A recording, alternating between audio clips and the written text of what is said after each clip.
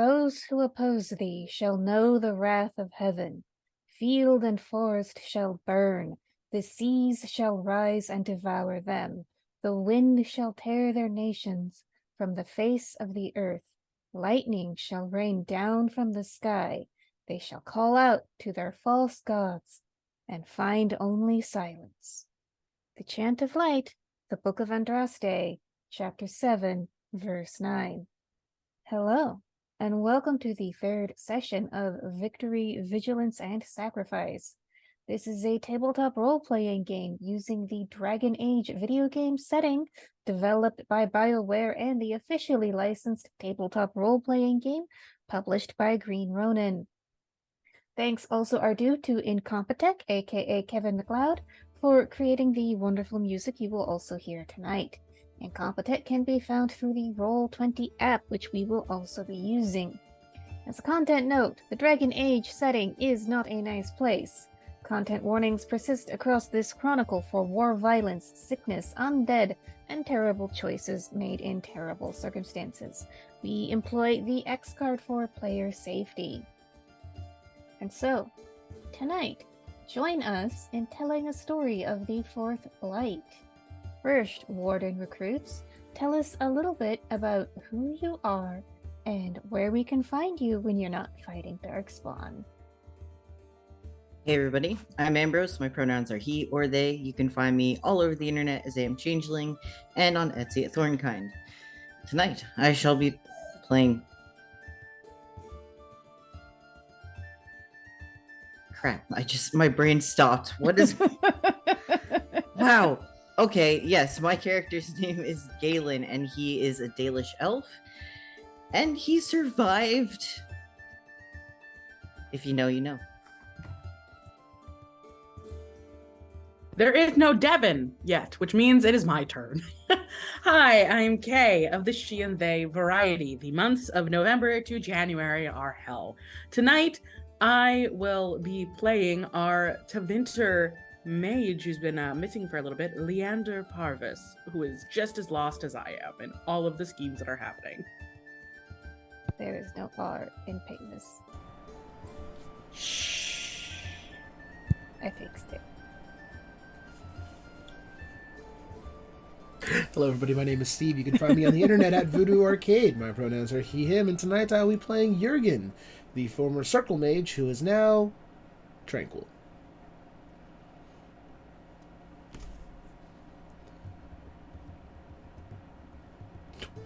My cat objected to me being muted. Hi, I'm Brody. You can find me at the Rawball1 on Twitter while it lasts. The cat is Tanith. She will be quasi-portraying my pet griffin, Druil. He likes to play.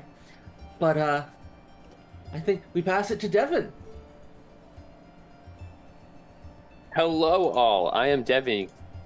I am found online on the Bird app until the Bird app is shot out of the sky at Sort of Sullied. And tonight I am playing our wonderful human blacksmith, Garrick. Might actually get to do some smithing today. Thank you all. As for me, I am your game runner, Rachel. You can find me at Stolen Fires pretty much everywhere on the internet, including the Burning Bird app, MySpace, Instagram, YouTube, and Hive? Question Anyway. mark? Hive has some shit. We'll figure out if it's acceptable or not soon. I'm just camping my handle so no one else can take it, although apparently that's not even a thing on Hive. Anyway, you can find previous episodes of this show on YouTube, where we would love your likes and subscribes on our trek to 1,000 subscribers. We'd also appreciate your subscription to this channel, but unlike Twitch, subscribing on YouTube is free. So, it is now recap time. Brody, would you care to read the recap for what happened last session? I would care indeed. Sounds of chaos erupt outside of our tents, and we emerge to find the young griffins have gotten into a herd of goats. A couple humans have approached and demand to know who will pay for their herd. Jurgen decides he'll take it upon himself to negotiate, but unintentionally causes a mild escalation Garahel steps forward to smooth things over, going through his pockets to find some coinage to compensate, but they are dissatisfied. Harold chimes in to assist, but is greeted with discrimination for being an elf. They dig in a bit on the whole fourth light theory, escalating the fear that the farming siblings have of the Darkspawn, and relieving some of the tension directed toward our band of misfits. As we part ways, Garahel chides us, explaining that the rumor of a fourth blight is unfounded and could cause unneeded panic with the peasantry. He goes on to explain some rules and etiquette of being a Grey Warden, what exactly it entails. Then Rory finally enters the realm of the waking world, stumbling out of his tent and disgusted at the crime scene. Awareness strikes us, the revelation that our griffins will need about half a goat a day at this stage to stay satiated. This is something we need to consider as we care for these fledglings. Journeying onward, another morning dawns. Jurgen emerges from his sleep to find one of the griffins cuddling him, and discourages the affection, but thankfully the furry feathered beast completely ignores him. Garahel notices the little griffin has a little crooked tail. Perhaps Jurgen could call him Crooky Tail. It is then we notice Landers is missing. He's taken off, bolted like before. Galen laments his potentially lost reward for returning the forlorn noble to his family. Peril, spurred on by the urge to torment a noble, manages to hunt our missing mage down. It turns out he'd been abducted by a camp of Templars. It's time to have a little talk. Good timing, because Jurgen just finished cooking breakfast with Crooky Tail in an attempt to bond with him. We approach the Templar camp, and Garrick accidentally scares off the Templars' horses. The three Templars return, clearly annoyed. Unbeknownst to us, Jurgen recognizes the woman Templar. They do in fact have Landers, and Garahel takes the lead on confronting them about having our initiate. And they are in disbelief that a Tevinter blood mage is meant to become a Grey Warden. The Templars intend on bringing the Tevinter apostate Landers to a mage prison, or possibly making him a tranquil. Garrick points out that they've already made a Grey Warden, Jurgen, into a tranquil, and the Templars' dismissal of this behavior infuriates Garahel. Do we hold back, or do we take up arms? It's time to get bloody. Garahel picks the fight, and we finish it. Since no one is coming after Jurgen, he stands there, leaning on his staff. We defeat the Templars, and Garahel is reeling at the conviction of what we've just done. It's then that the helpless Rory stumbles out of one of the Templar tents, his hands obviously previously having been bound by rope. Landers is shocked at a loss for words at what has just ensued. There's at least a few items we can use from the Templar camp, and we dispose of the bodies properly so they don't become Darkspawn. Garahel takes at least some solace in the fact that Jurgen has been avenged. Jurgen doesn't feel any particular way about it. Finally arriving back to the Grey Warden Haven, we are instructed to clean up and do what we must before the joining. Garrick names his griffin Gary, Harold Wynn names his druid. A moment of calm before the uncertainty that is the joining gives us a rare, spare moment to consider the weight of the joining. We each have our own reasons, whether by choice or force. The moment arrives. All of the Grey Wardens are dressed in their full armaments and sullen expressions. Isaiah holds a liquid concoction that is quite heady with herbs, and uses the vials of Darkspawn blood we have brought back as an additional ingredient. She speaks the sacred words of the joining ritual. Each of us partakes of the corrupted potion, feeling the pain rack our bodies beyond the ability to retain our consciousness. Upon awakening, we find that Rory was lost in a bad reaction to the drink, yet regarded as a Grey Warden in his own right. 2 heartbeats as a warden still makes. For the rest of our lives, short though they may be, there is now a marked before and after, and what we do with it. The veteran Grey Wardens have prepared a feast for us, knowing that the process invigorates the appetite. Isaiah brings us each a crystal mounted on a necklace, remainders from the goblet as a reminder of the joining.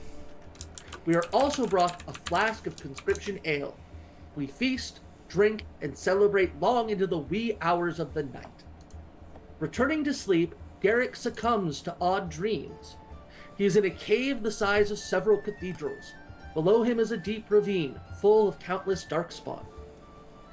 Galen dreams of terrible creatures with mouths overfull of teeth, arms terminating in ferocious bone claws. These vile beasts tearing apart a Dalish encampment. Harrowwind dreams of being in a horde of darkspawn, and finds that he has become a darkspawn himself. Even our emotionless Jurgen dreams. He has visions of a giant dragon stalking his dreams, a great monster spitting purple and green light from its maw. The tranquil awakens with a start, feeling for a moment a small seed of fear. And then he returns to being his fearless self. What fates truly await, we have no ken. All right. Thank you so much, Galen. Galen! Thank you so much, Ambrose, for taking the notes, and thank you for that very dramatic reading, Brody. It is appreciated. So, we are going to rewind a couple days.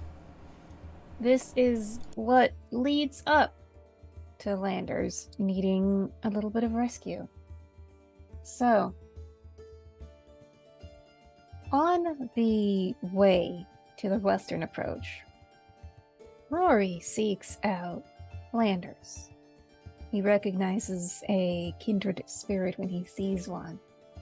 And Rory himself, he's on the younger side, maybe about 19, 20 years old.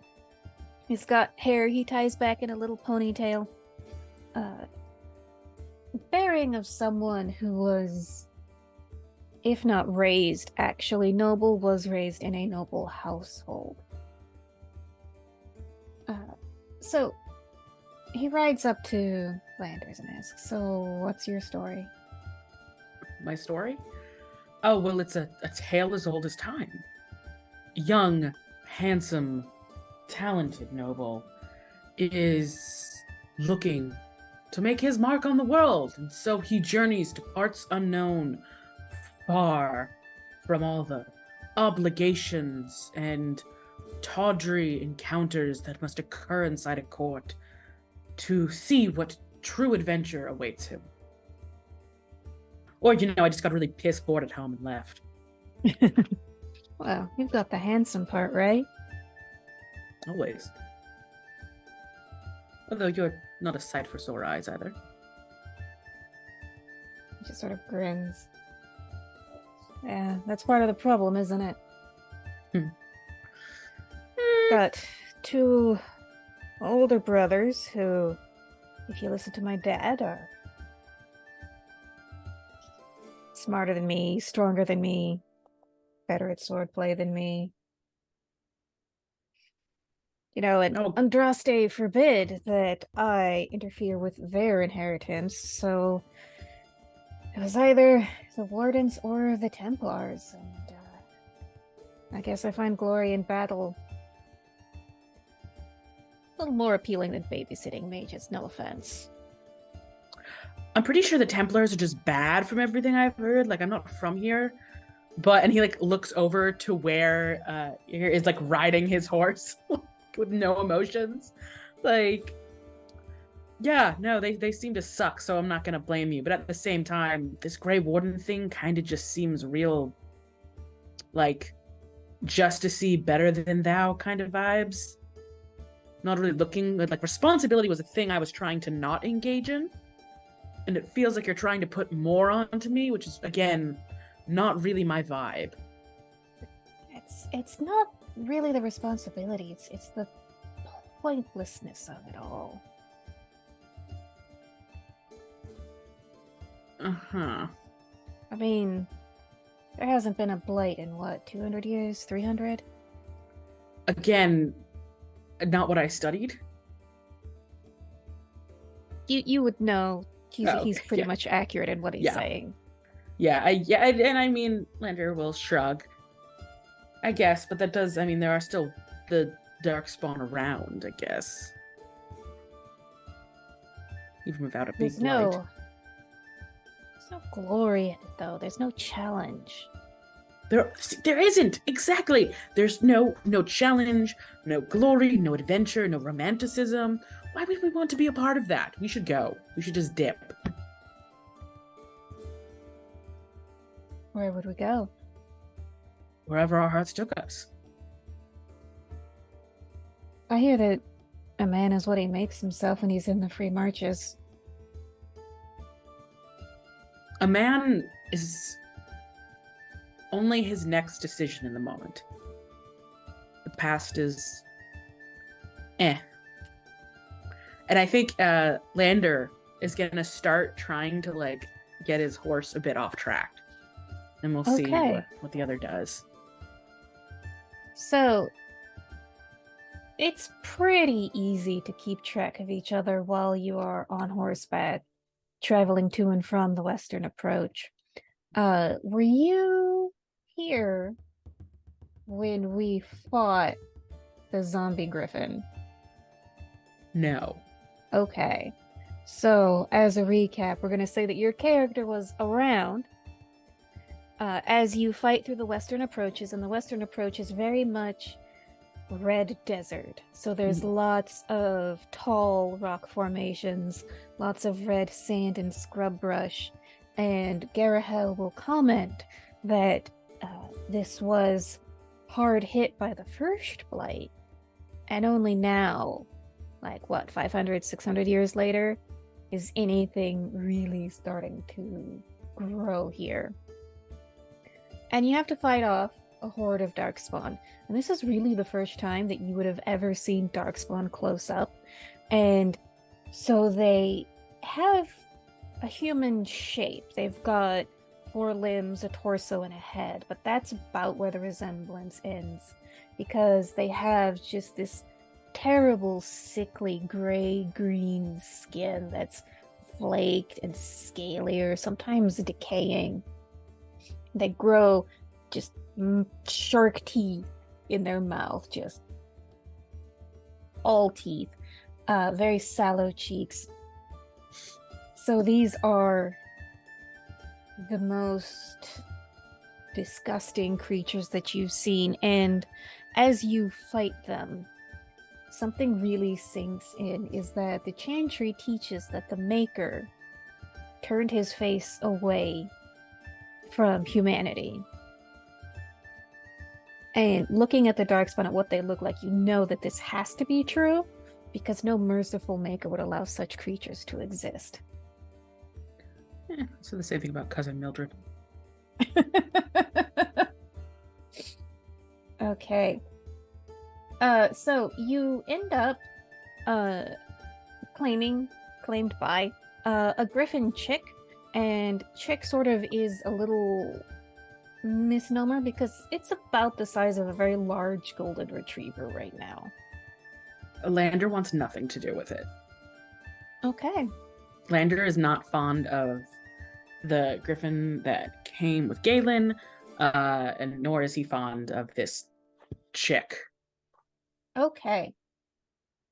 You do have to fight the animated body of one of their parents. That's fine. Murder kept it. alive by a Darkspawn who can do magic. Disgusting. Perversion. Hot. Yeah, it's super gross.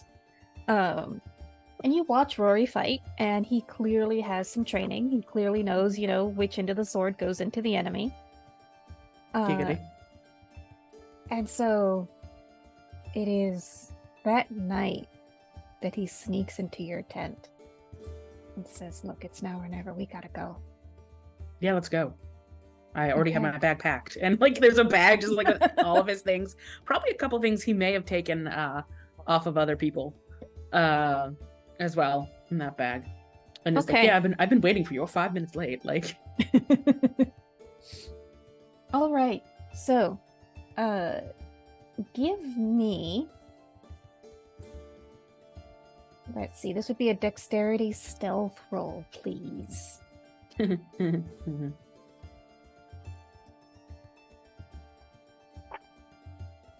I do get a matching pair of 4s. Okay. But so that's 8, 9. All right. What's your dexterity? My dexterity is 0. Okay. So I am going to roll a dice. A chance. So we got 1, 2, 3.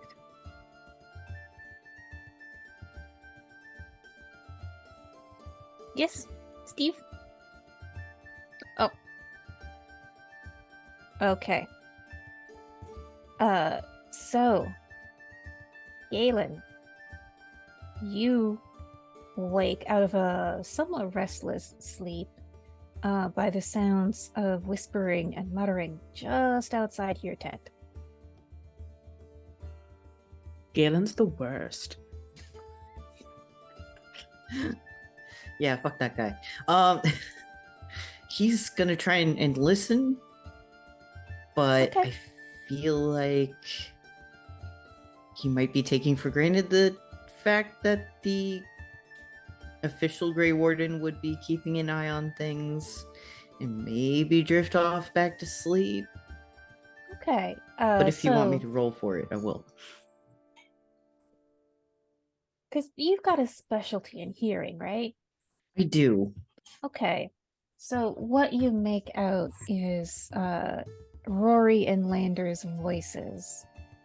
And they are talking about Rory's, oh well, I've got some cousins at Starcave and I'm sure that they'd accept us there, or we could always go to Navarra and make our living as mercenaries. Just Galen not even- actually snorts at that one. He's like, okay. Do you do anything? Do you poke your head out of the tent?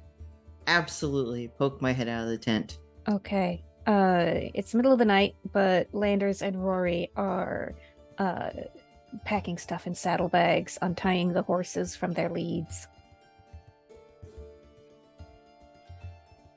Oh no. Nope, that doesn't. Nope. He'll step out of the tent. Where do you think you're going? To fornicate. Please leave us alone. Or did you want to hear? No. It sounded Yes, as we're if just- you No. two were making to escape. As if we're just going to place a tent or a space farther away so that we don't have anyone interrupting us. What would I do out alone in the wilderness? I'd be so helpless. Well, how did you get to Orlais in the first place? Assistance. From a tent. Let the noble die.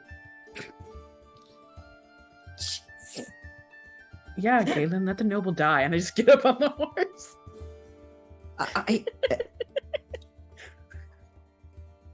Galen is dumbstruck.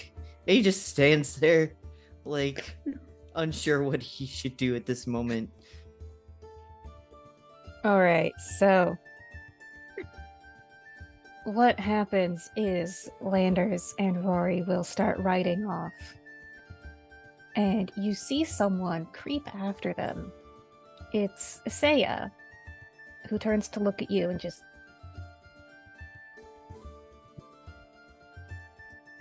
and then follows the two of them.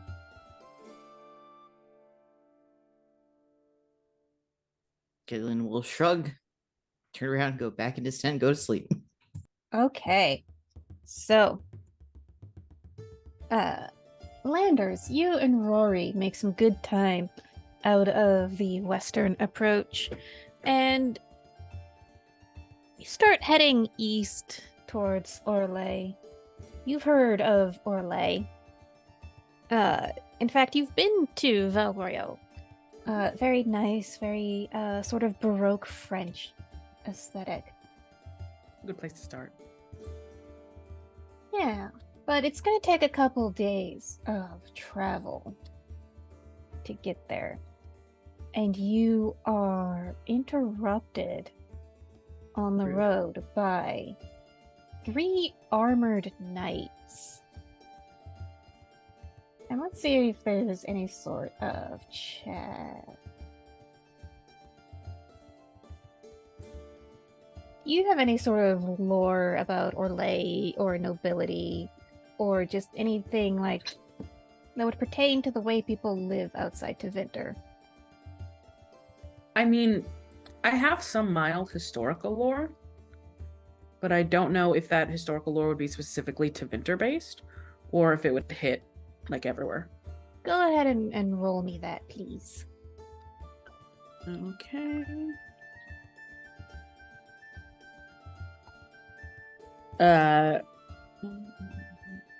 14. Okay. You recognize the big flaming sword sigil on their kite shields. These are Templars. And you, being from Tevinter, would understand these as bodyguards and protectors of mages.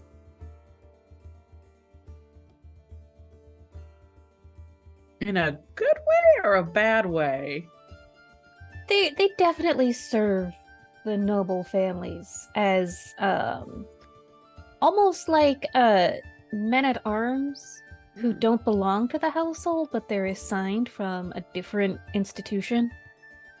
Oh, okay, yeah.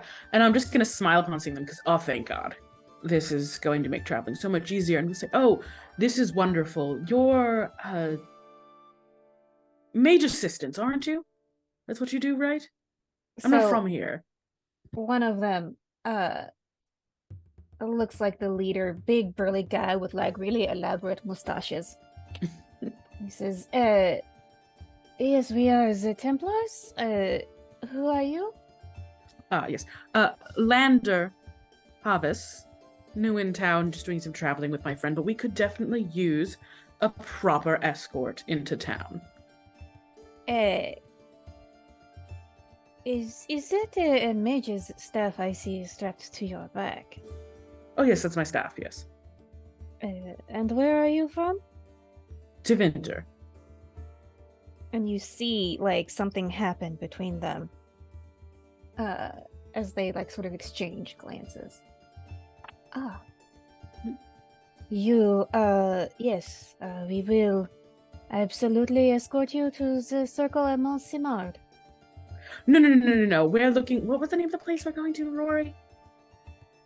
And so you look at Rory, who's very pale and looks nervous. He's like, just do what they say and we might get out of this. All right, fine. We'll go to your little hovel in a circle. All right, and so give me a perception check, please. I have a 0 in perception.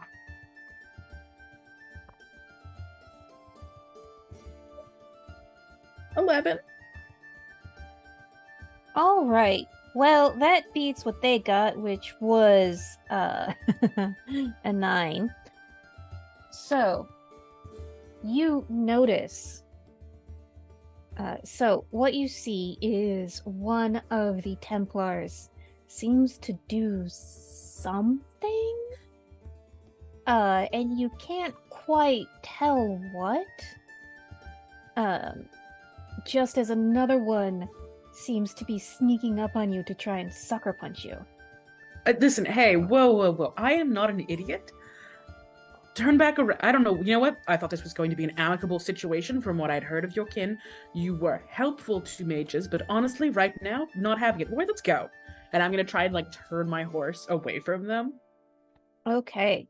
They sort of triangulate, and the strong one with the mustaches says, you must think that we are idiots if we will allow a Tevinter blood mage to run rampant across the countryside. Whoa. First of all, I'm not just a Tevinter mage. I am a noble Tevinter mage. I am of the Pavis household. Get it right. Well then, blood mage of the Pavis household, you are under arrest by the Templar Order. I have done nothing wrong? Rude. This is when they attack you. Yeah. He's And so- going. Yeah. Here's the thing, is that when you try to cast spells to defend yourself, it doesn't work. You reach for the magic and it's not there. Lander looks horrified. He has never not felt magic in his entire life. Yeah, it appears as though these Templars can do something that just cancels out any spell that you try to cast, whether it's defensive on yourself or offensive on them. Lander starts having a fucking panic attack. Like his breath goes harsh and his head, like, the idea of just like the magic not being at his fingertips is the most terrifying thing to him. Okay. And that is when at some point during the fight, we're not going to roll the whole thing, but that's when it goes dark. And when you wake up, Garrick is there, untying you, because you've been bound by rope. And you hear the sound of combat. So you rush out of the tent. I think there's a moment before we rush out of the tent when Lander has been unbound, and I think he just like clutches the front of Garrick's shirt and like leans his head against Garrick's chest and just takes like several like deep sobbing breaths, like his shoulders shaking. Okay. Yeah, that happens. Garrick will hug you back and kind of It's not a hug, peasant. Pat you on the head. He'll accept it as a hug. He doesn't care. He's gonna treat you like a child who's crying in his arms.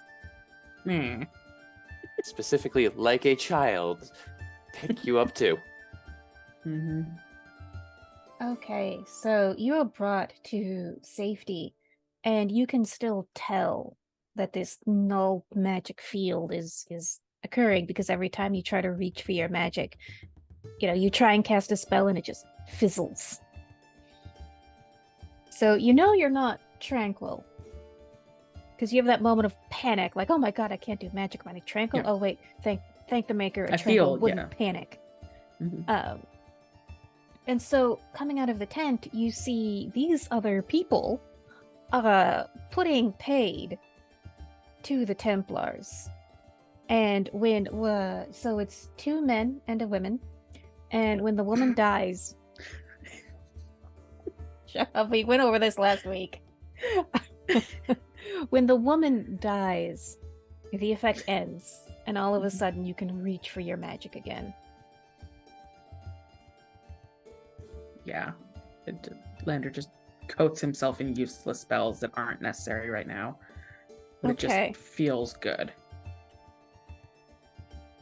And so you watch your friends do a lot of violence to the Templars, to the point where they are having to dispose of 3 dead bodies by the end of the fight. Yeah, Lander, particularly the one gentleman who was very rude about letting him roam, gets like a kick in the face, even though like he's dead, he just still kicks him in the face. If I remember right, we kind of got both of them in the head really well too.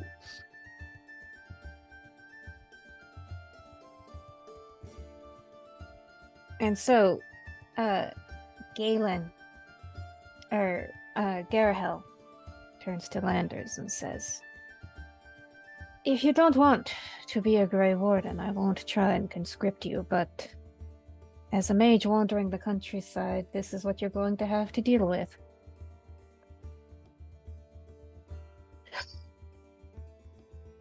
And yeah, Lander just looks very kind of shell-shocked still, a little. But just like there's a slow nod of his head. He hasn't actually given an assent, but yeah, he's sticking around at least for now. Okay. So you make it back to the Warden outpost on the outskirts of Val Royeaux to, and you've got a little bit of time before the joining, and Rory seeks you out and asks if you're okay. Of course I'm fine. He is not fine. Like everything about his body language says he is not fine, but he's like, of course I'm fine. So he'll sit next to you and hand you like a flask of wine and say, I thought you could use this. It's wine, Lander still houses it, like chugs it like a beer. Okay. And he says, I've been talking to Isaiah. She thinks that this might actually be a blight.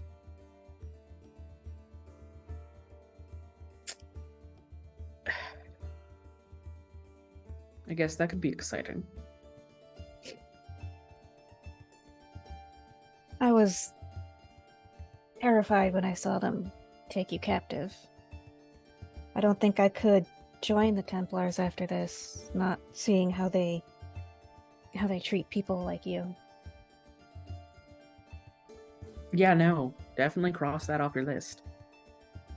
But I'd like to stay here and try and protect you.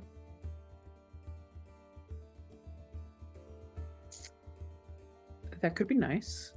And I think Lander's hand sort of like goes onto Rory's knee.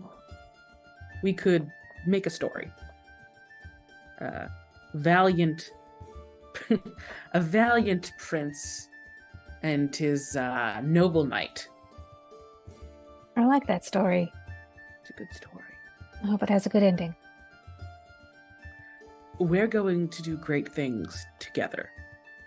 Even if we have to do it under the conscription of the Grey Wardens. But He'll give you like a little kiss on your cheek and then say, well, we should go get ready for the ceremony. yes. And I'll squeeze his shoulder a little, like knock our, and like as we get up and walk, I'm like I squeeze his shoulder for a second, and then like as we walk, I kind of like do that like friendly sort of thing where I like knock our shoulders here and there together. Okay. So we're going to fast forward to the joining ritual, and you see everyone here assembled in their full Grey Warden finery, and there's a big griffin banner dominating the main hall. It's the logo that's right behind Galen. And it says, in war, victory. In peace, vigilance. In death, sacrifice. It is the motto of the Grey Wardens. And so, what you see... one important thing that I forgot to mention during the Griffin fight is you're also meant to retrieve vials of Darkspawn blood. And you see Isaiah has some sort of herbal concoction in this big pewter goblet. And you see her take these vials of Darkspawn blood that you have retrieved and pour it into the goblet. And then she takes out this cut glass bottle, again with the Grey Warden logo engraved on it, and just lets a few drops splash into the goblet. There are as many drops as there are people here ready to commit to the joining. And you are told that this is the blood of the archdemon Sazakel, who was killed in the last blight. And Garahel steps forward and says, we like to keep this brief, but there are a few words that have been said at every joining since the first joining. Join us, brothers and sisters. Join us in the shadows where we stand vigilant. Join us as we carry the duty that cannot be forsworn. And should you perish, know that your sacrifice will not be forgotten, and that one day we shall join you. I think during this moment, like, it's clear Lander's not necessarily taking this seriously. Like, he's like elbowing Rory, like, you know, like how it's silly. All right, so do you partake of the joining chalice before or after Rory? I think after. I think I'm last in line. Okay, so what you will see is Rory sip, and he coughs, and he coughs, and he chokes, and he collapses, and he dies. I think I've like, he starts choking and I'm like, oh yeah, that's a normal process, right? And then I take like my sip Mm-hmm. and then he starts to fall down dead. And It is the worst pain that you have ever felt. It's as if everything inside of you, every organ that you have, is rebelling at this corruption that you are introducing into your body. And the pain gets so bad that you black out. I think as so I'm feeling this pain, right? And that's thrumming through my body and my hand. And Lander like falls to his knees and he sees like he's like, no, Rory, no. And he like goes to like shake Rory's shoulder and he's like, do something. One of you do something. And he's like shaking Rory's shoulders, like no, like trying to like press against Rory's chest until he passes out on top of Rory. Yeah. And you can tell when you touch him. He's already gone cold. He's not breathing. Just tears. Yeah, there's tears in his eyes, and he just passes out on top of Rory. Okay. And you come to on the floor of the hall. Someone has like bunched up their cloak and put it under your head to be a sort of pillow. And you come to and you see the concerned face of Garahel and several of the other wardens. And you open your eyes and Garahel just sighs in relief, like, I'd worried we'd lost another one. Where is he? Rory? Yeah. We're Did he wake up already? we're preparing the pyre for him outside. That you shouldn't need listen, he's fine. He's got to be fine. Where this is a joke, right? This is a joke because I snuck off. Because we snuck off, you're just being cruel now, right? We're actually quite lucky to have only lost one warden tonight. Usually we lose about half.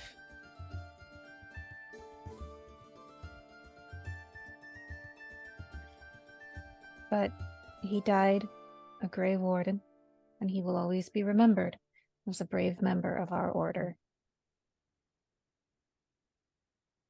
Lander just like turns on his heel and walks away.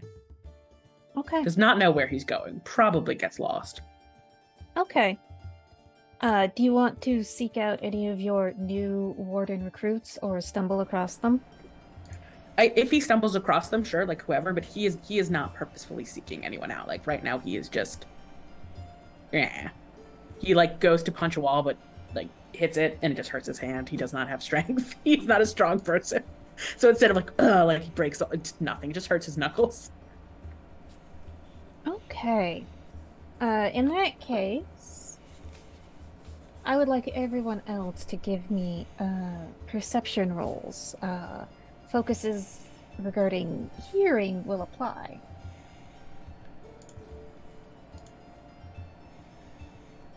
I got a 13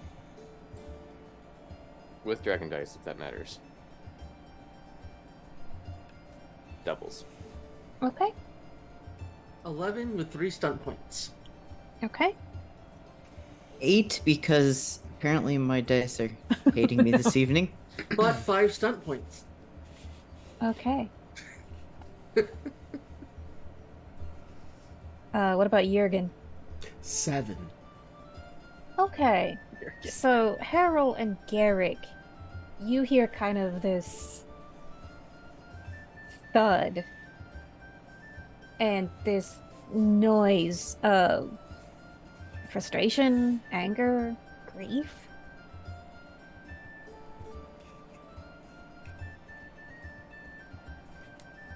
Harold will go check it out. So will Garrick.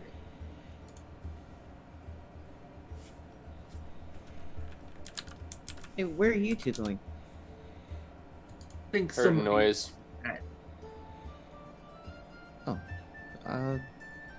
Okay, I'll stay here, I guess. All right, yeah, you see Landers sort of slumped up against a wall. Shit, rich kid's unhappy.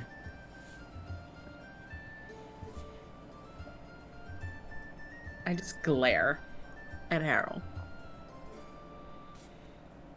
What's wrong? What do you care? Since Garrick didn't pay attention to you at all with Rory. Yeah. I think Lander's best friend died. Yeah, Oh. I'm using friend.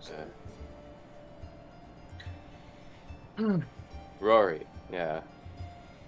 Look, whatever shit happened before, hate to tell you this, but we're on the same team now. So, what the fuck is wrong? Talk to us. He's dead. You're right. He's dead. And what we were going to do doesn't matter anymore because he's dead. And it's not right.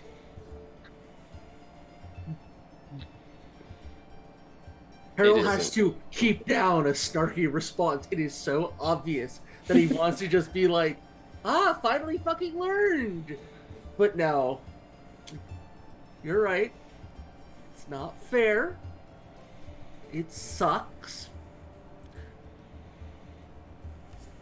But we're on the other side of that problem, and we've got some more coming. Let's say I go find some alcohol. We all get blasted. We bitch tonight about all the shit that's been taken from us. We fall into a drunken stupor, and tomorrow we deal with it. Garrick's already got his conscription flask out in front of Lander's face. And Isaiah finds you, Landers, and says, it is customary to make amulets from what is left in the chalice, and usually wardens take their own, but given the circumstances, I think you might appreciate his. And she hands you a little vial on a chain. It's not this big. It's small, but you can see like this deep ruby red liquid in it. And Lander just snatches it from her hands. Okay, so Puts it on. this is a quasi-magic amulet. It gives you an ability advancement in the ability of your choice. Oh. And you also gain a couple other cool benefits. You become a novice in a new talent, or gain a degree in a talent you already have. You gain a resistance to the taint. You will never have to fear being turned into a ghoul on account of being infected by Darkspawn blood. You also gain the Detect Darkspawn focus in your perception.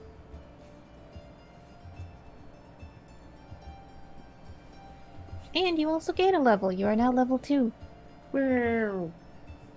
Yeah, so let me bring up advancement real quickly.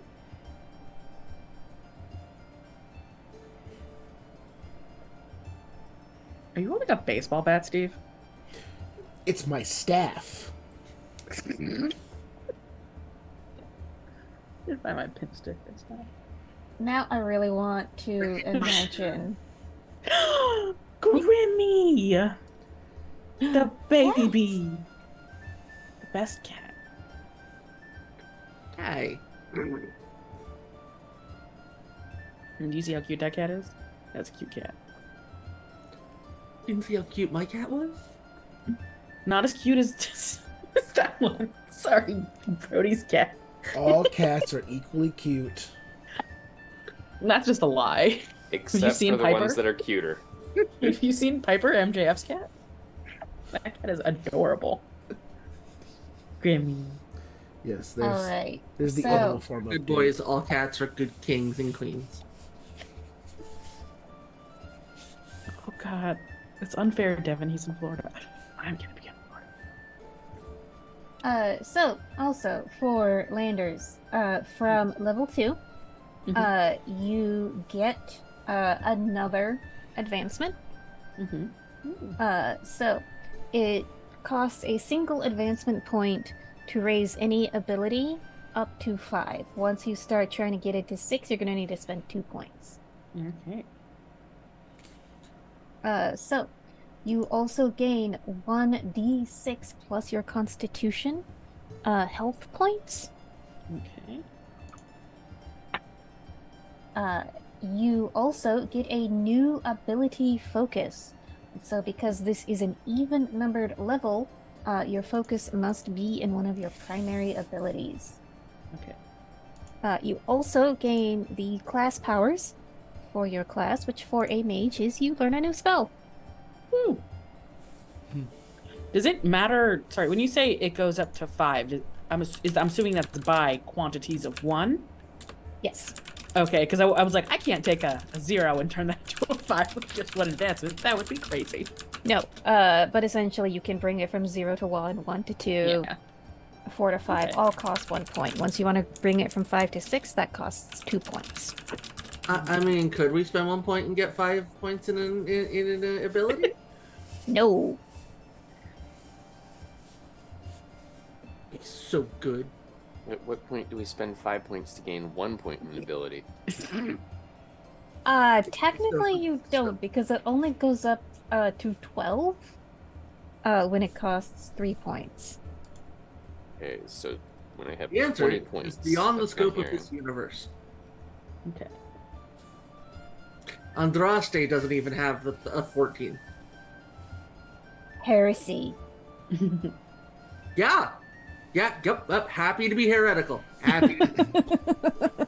Happy to be heretical. I'm your guy. I will get us into trouble. So as Kay sort of rounds out their character, so as described last session, you are brought to a really rich banquet where there's lots of fresh roasted meat, roasted vegetables, fruit, fresh baked bread, and all of you are just ravenously hungry. You eat as though you will never get another meal again. And so, Landers, is there any sort of questions or things you want to say? Has the pyre been lit yet? That will happen after dinner. Okay. I think surprisingly, Lander's pretty quiet. Okay. He is decently quiet. I think he actually sort of hangs out more so near Harold and Garrick. I think he gives a lot of like pitiful glances towards our lovely nullified child.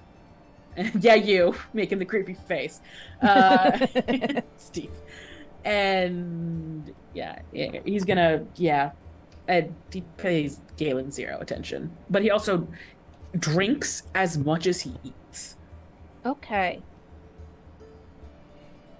So you're pretty splificated when it's time for the funeral pyre. And so you see there's Rory like all dressed in a shroud and not in the castle, but some ways away is where they've built up, enough wood and pitch and oil to get a good burn going. Garahel is there, Issei is there. A warden you don't recognize is also there. And Garahel gets up, says a few words. I didn't know this man for very long, but he was brave enough to become a Grey Warden, and he will be recorded in our histories as Oh such. God. How... When you say he's sloshed, how toasted is he? I'm gonna leave that up to you. Actually, you know what? Give me a constitution check. I did get some doubles, so that's 12 with 6 in doubles. All right, you are not blackout drunk, but you're pretty splifflicated. Yeah. I think as she starts saying her speech, Lander's gonna interrupt her. Okay. You may not have known him, but I did. And of all of us piteous fools on that line, he was the bravest. And he wanted to make a difference. And he was strong and thoughtful and far too handsome for you lot.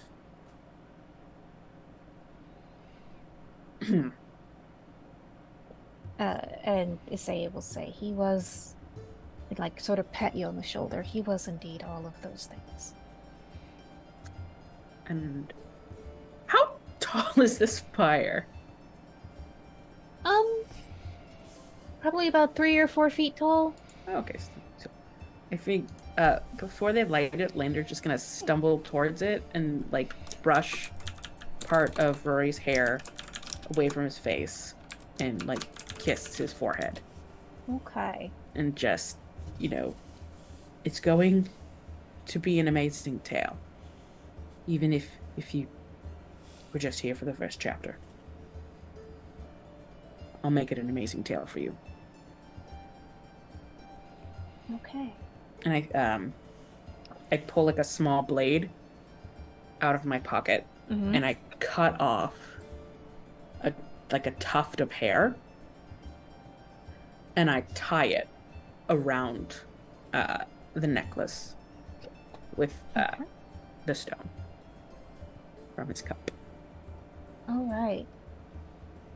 So the fire is lit and the body is cremated, and at some point you are led back to the barracks and put to bed. And you are racked with terrible dreams. And it's never a single thing, but you dream of more darkspawn faces. You dream of the dragon that is the archdemon.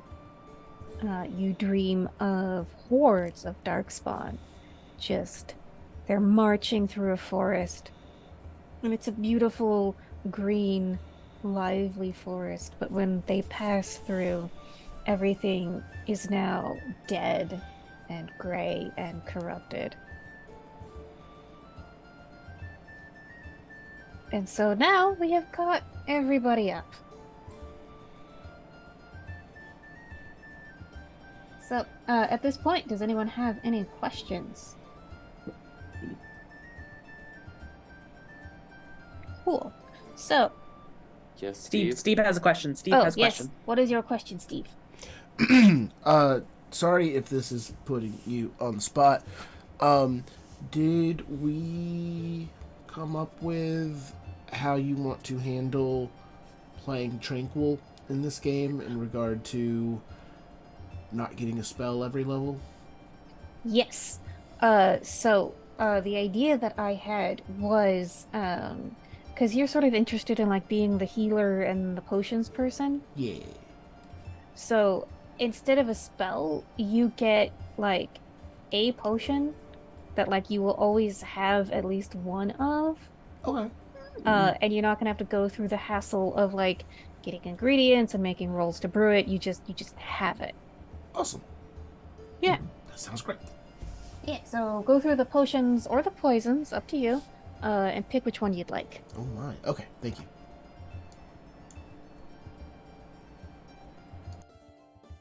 My cat's being a little gremlin in the background.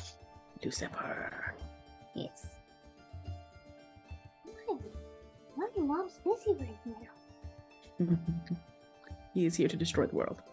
He is. He is the fourth blight. Oh. Says, let me act, Mom.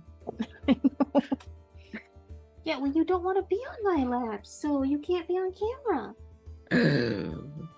It's okay. We're training him. He gets little tube treats as long as he's on my lap. Judo. Yes. All right.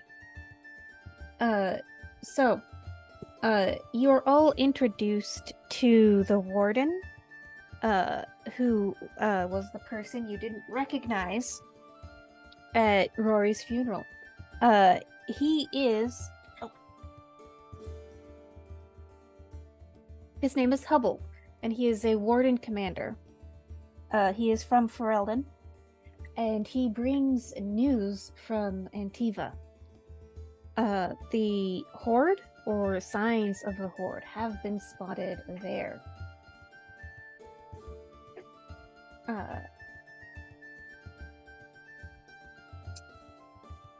Yeah, sorry.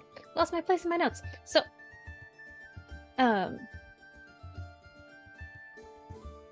over breakfast, he is introduced to you. He welcomes you to the Order as the newest Grey Wardens, and says that he respects the sacrifice that you have all decided to make. When you, So does anyone bring up their dreams? I had a question for Yes. you. Yes. I dreamed. I mean, so I didn't dream this. It's just a hypothetical question. Oh, We're not gonna. spawn. I. Yes. Oh my god, Galen. That'll come. You'll experience them more and probably more vividly as you get closer to the Archdemon. It's part of our connection to the Blight. We take the Blight into ourselves so we can fight it, but it doesn't leave us entirely untainted. But Great. an omen, right? What was that, my lad? But it's not like a prophecy, an omen, like that's what's gonna happen. It's just creepy dreams because we drank the sauce. Well, we're actually not sure of that, if people are having nightmares connected to the Blight, or if you're actually having true visions. We do know that if any of you see the Archdemon above ground, it does mean that it has broken through at some point, and this really is a true Blight going on. I saw a giant dragon, and like Lander just like has his like sort of flask like on tap in his mouth. Like this has been drinking this entire time. Oh. That's ill news. Well, we'll see if any of you survive long enough to make it to the deep roads then. This is not the excitement and adventure I expected from this. Well, either you die fighting the Blight or you'll die in 20 years in the deep roads. But Garahel will not tell you. I'm sorry, wait, what about dying in 20 years? Wait, I'll last 20 years? Yeah, 20 or 30, give or take, depending on, how this Blight goes. Whoa, what? I am young. I have like 70 years in me at least. 20 to 30 now. Not with the Blight in ya, I'm sorry to say. I was probably gonna die in like 5 years at best. So It's... Lander reaches into Garrick's pocket and takes Garrick's flask and is just double fisting. Alright, so... the taint makes us all the same, doesn't it? So, what Hubble says now. Hi. No. Used to enjoy oh, taints. I'll show you. A moment of quiet, please. And so everyone quiets down.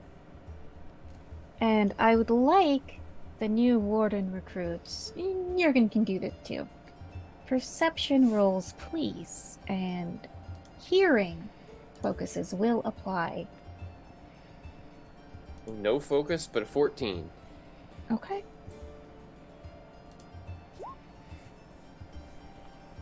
$16.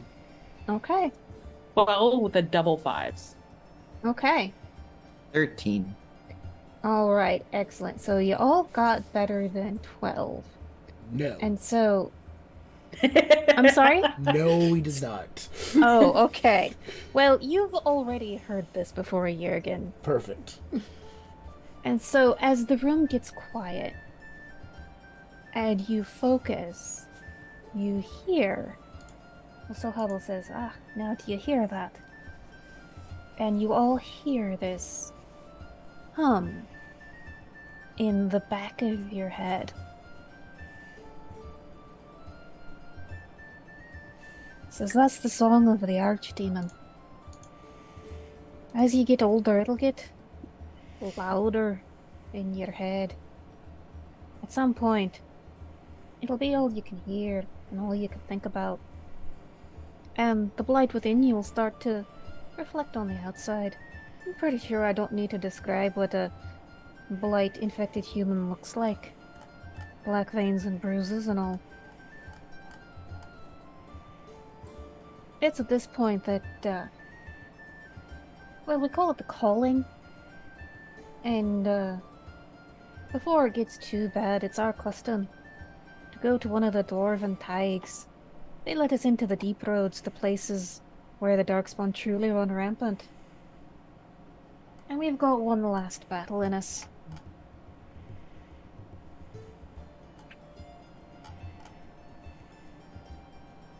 No. Well, I suppose one of the good things about it is you'll find that Grey Wardens are some of the only humans or elves that the dwarves will respect.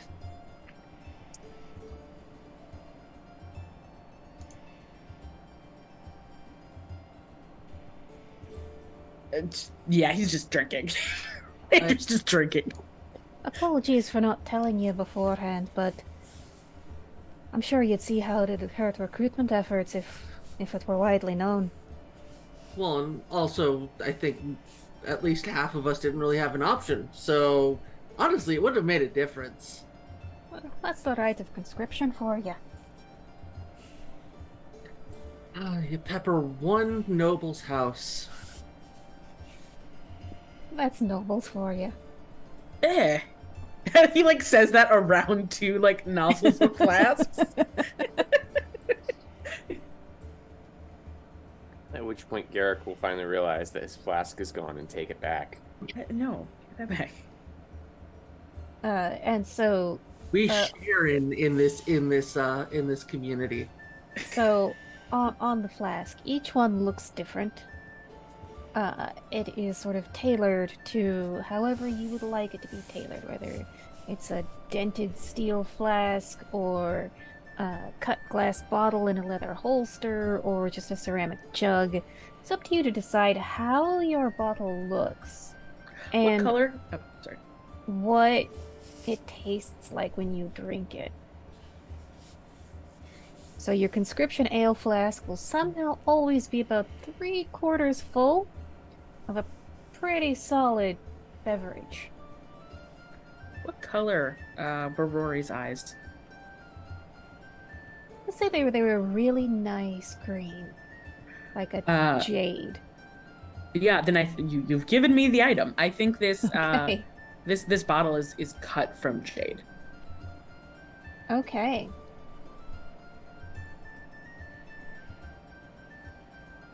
Cool.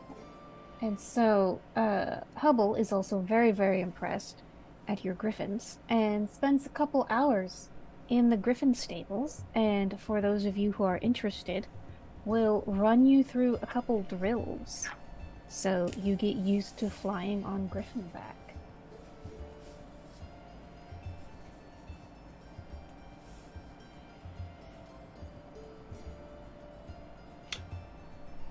Flight So- time. Yes. Well, and this is very, very useful because you are about to spend a week in the saddle flying from where you are on the outskirts of Val Royale to Antiva City. Okay. And for those of you who don't want to train or take custody of your own griffin, an adult griffin is capable of carrying 2 fully armed and armored fighters. So you can share with Galen. For what it's worth, Harold is he's growing in the animal handling arena. Okay. So are you still not wanting a Griffin lander? No, he has no desire to be around griffins. Just no, thank you. All right. Well, Lander. Sorry, what did you say? Ride on mine, Lander. I think that is a poor idea. so Galen is the only one who has an adult Griffin. Well, okay. Garahel and Revis, or not Revis, Isaiah. Isaiah's Griffin is named Revis. Um. Wait, no, I gave Garahel's Griffin to Jurgen. Never mind.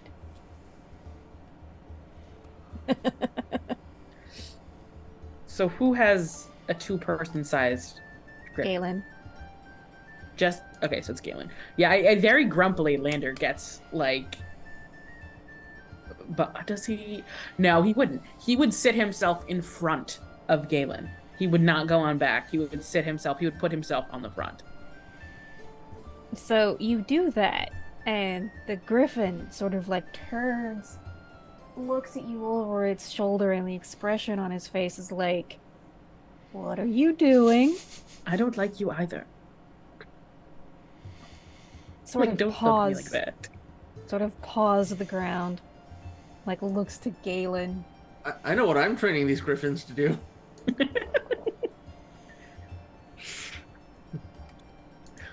Galen will pet Arrow, be like, "You do what you want to do. If you don't want him there, show him." Arrow will just sort of lie down, kind of like loaf. This is such inefficient transportation. Well, if you would get behind me. Why do I have to like clutch at your shoulders? Last man I did that to died. If So you want me to do that? If you want to walk, I'm sure you'll have no issues between here and Antiva.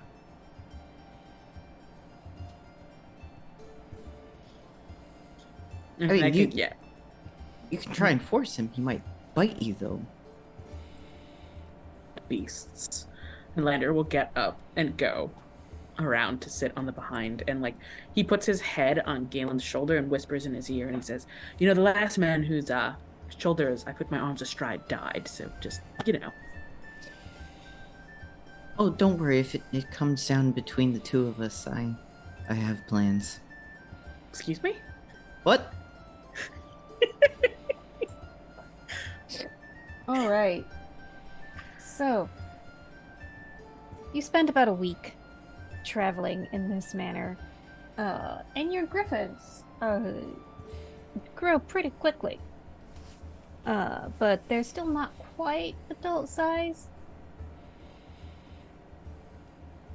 Nah, you know what? After about a week, they're getting to be about Arrow's size, assuming that you can provide the necessary goats, sheep, and or other forms of cattle.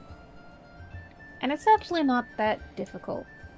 So as you fly, so the outskirts of Antiva, it's called the Green Dales, or the Wares. And so the Green Dales are very much like what you would expect, a patchwork of farming villages. And they grow all manner of grain, vegetables, raising livestock. So, goats here aren't that expensive. However, and this starts occurring a little more and more frequently as you get closer to Antiva. Every so often you'll look down and you'll see a couple black patches. Places where the Darkspawn have erupted from under the ground and wreaked whatever havoc they were capable of. And so, hi! That was sharp! Uh, Experience a hit and run. yes, I got attacked by the nice-footed gremlin. Sure. So I would like a cunning roll, and if you have any sort of politically oriented focuses, those would apply. Remind me again, what does the focus give us? A +1, is that what it is? +1. Okay. Military lore? Sure, this would count. Alright. 10 with 2 stunt points. Okay.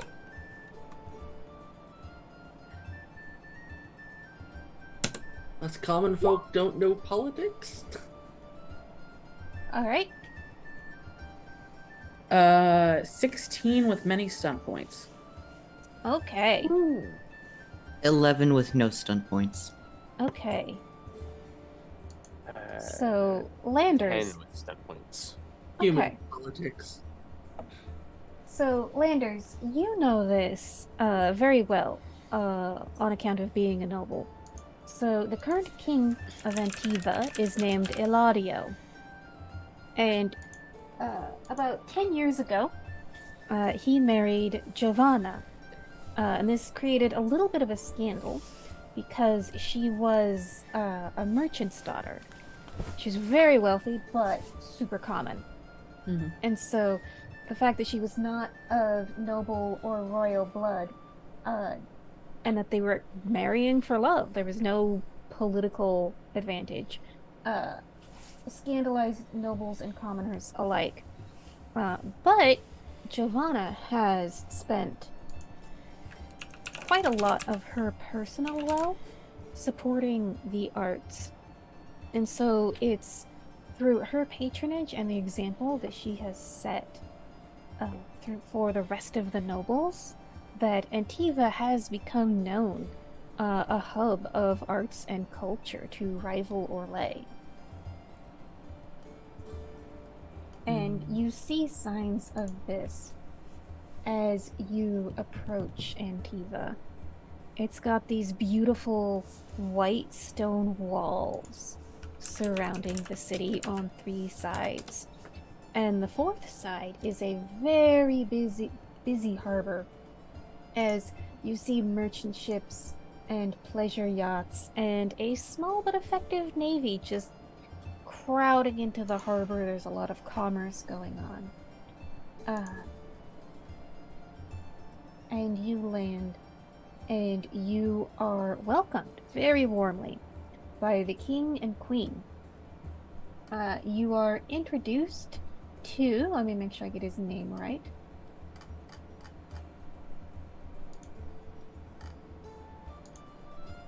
Warden Commander Turab, who is a red-bearded dwarf, and he is the head of the order in Antiva.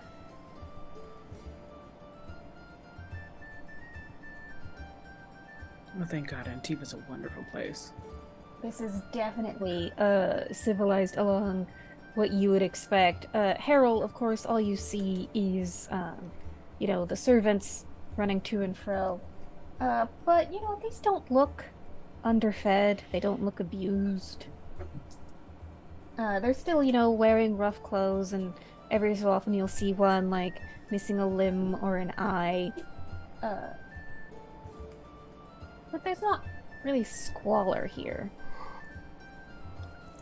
Oh, this is where I'm meant to be. Galen, this is just super fucking overwhelming. So, city, big. I don't like this very Oh, much. Galen, are you scared of the city? Scared? No, not scared. I You am seem- just. There's a lot to take in. Your cheeks are pale. And, I'll just, run a finger down your cheek. I'm always pale. Lander, remember, you're not special anymore. You're a Grey Warden. You're one I am of always. us now. I am always special. You're one of us now. if you try and throw around status, you're going to be throwing around status on behalf of the Grey Wardens. I'm not throwing around status. I'm just playing with Galen. I know, and as fun as that is, I prefer you being the one who's awkward and disturbed. So,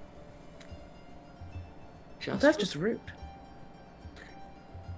sorry, you need to. I have an I've had a- obligation as a brother now to catch you up on what it means to be a person, because you Well, spent see, so I did much that. not being a person growing up.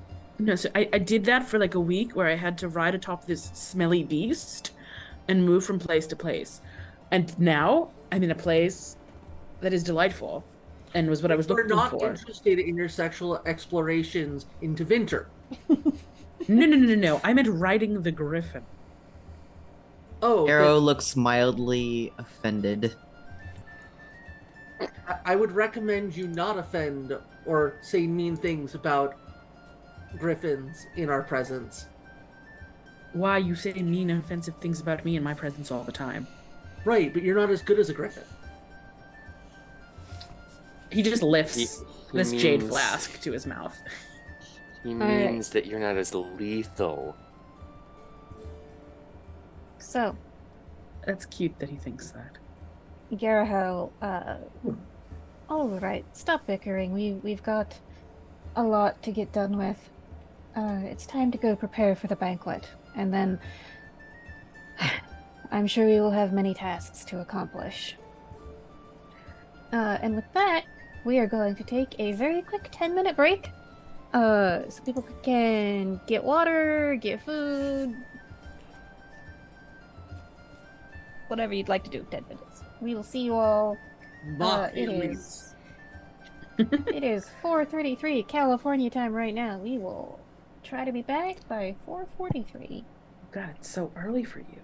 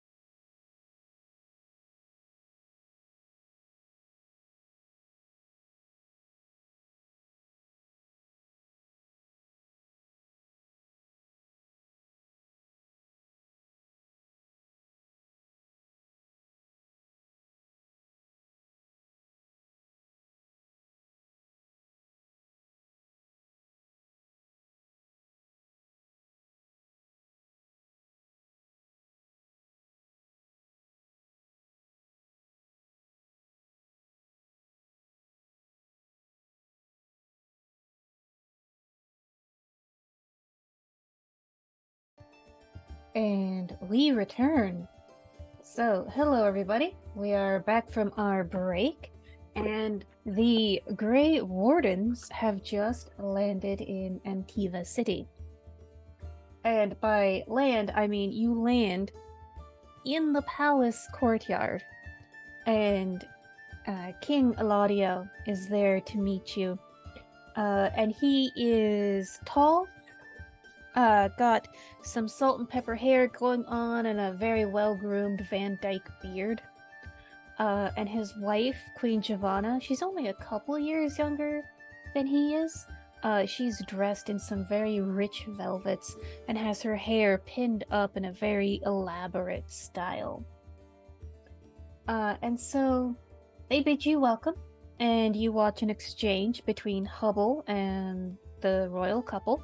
And of course, there's also like guards, servants milling around, etc., etc. And so, you are made welcome, that there will be a banquet in your honor held this evening. And of course, you are all invited to attend. And unless there's anything that you would like to do before now and the banquet, we can just skip right there. So when they arrive there, right? Yeah. The royal couple is there. Leander is going to go over. He'll wait, until, their conversation with Hubble seems to have, quieted down. He'll let them have their business.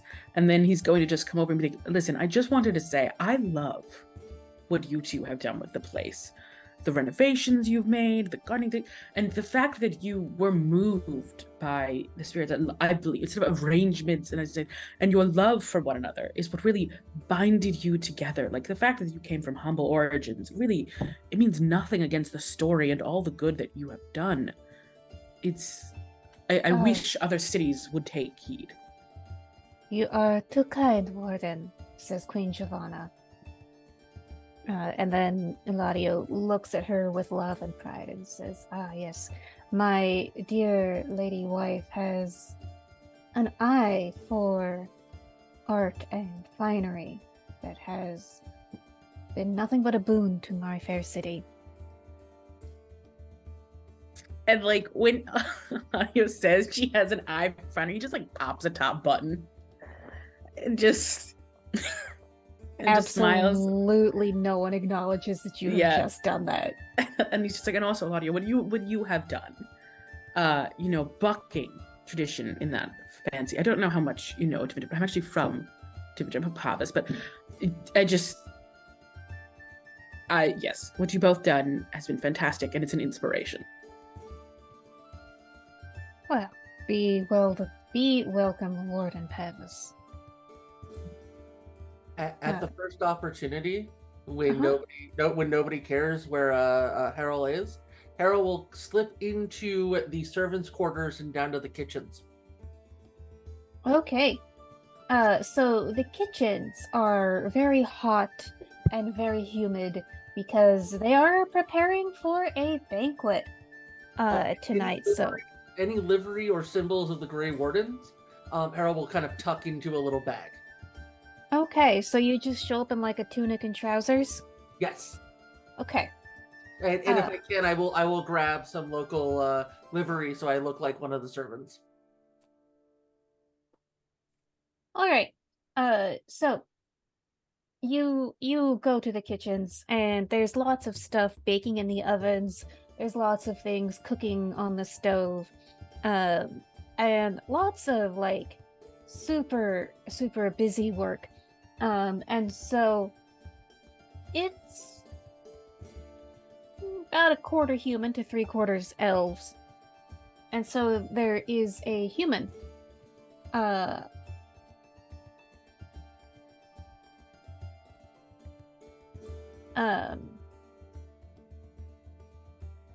looks at you and like, oi, have you done chopping all that garlic yet?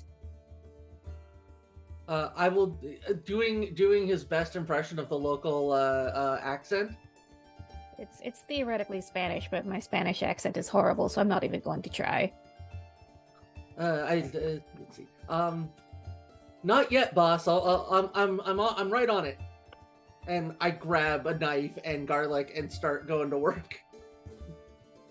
All right. And so you end up next to this elf woman who's doing something elaborate with flour and butter and pastry dough. And she squints at you and she's like, "You're new?" I'm very new. As a matter of fact, I'd love to hear a little bit more about what's going on down here. Oh, well, apparently they've flown in some Grey Wardens from Orlais. And they're having a fancy dinner tonight. Grey Wardens? What are they doing here? And so she looks like kind of like scared, and she looks around and then like whispers to you, "Some people say there's a blight." What do you think? Oh, Maker's breath, I hope it's not true. True. You can probably tell by my accent. I'm new to town. Is this a good place to work? Do they pay us well? Oh, they work us like dogs. But, I hear they don't beat us. And, after the banquet's all done, we'll get to have the leftovers, and that's finer food than any elf could expect. Oh, we get the leftovers? Aye. Huh. And you, being from Orlais, Mm-hmm. have heard stories of elves getting badly beaten for availing themselves of leftovers because, lowly elves do not deserve to eat fine pastries. So, how do the nobles around here like spicy? Oh, isn't everything? And you look up and you see. Do they actually like it, or is it just like they're trying to prove themselves? Oh no, look. And so she points with her eyes as she's doing whatever she's doing with this dough. It's clearly some sort of skilled labor going on. And you see rows of or braids almost of garlic and dried peppers. Bright orange, bright green, bright red. Okay. I can't do it that way then. Is there any? Who do you go to if you have an issue with with the boss? I honestly, coming in here, they tried making me do some things I wasn't comfortable with, and I'd like to know how do we make sure that there's consequences for the worst of them? Oh, for the worst of them? I suppose you could go to the steward. No, I mean, how would we do it? What you mean? Well, there's more than one way to encourage our employers to be nicer. The royal family's as nice as any family I've worked for. But what about their people? Oh, well, I can't speak to the other noble houses. Anyone I should be watching out for? Anybody who's particularly mean to us? Oh, well, there is this Orlesian ambassador. He's been skulking about. I think his name's Roland. Really? Where's he been skulking? Oh. Harold isn't the best in the kitchen, but does know all the basics because how he got in trouble in the first place. I hear they've caught him a couple places he's not supposed to be. In and about the castle. And gives you a description of what he looks like. And then, again, does the same look. And there's an elven envoy. From the Dalish? No. And so she looks to make sure that no humans are around. No Shemlin. He's leading the rebellion into Winter. Woo! Well, maybe I'll get to serve him. Look, he's got a beautiful blonde hair. Okay. Well, that's good to know. Thank you.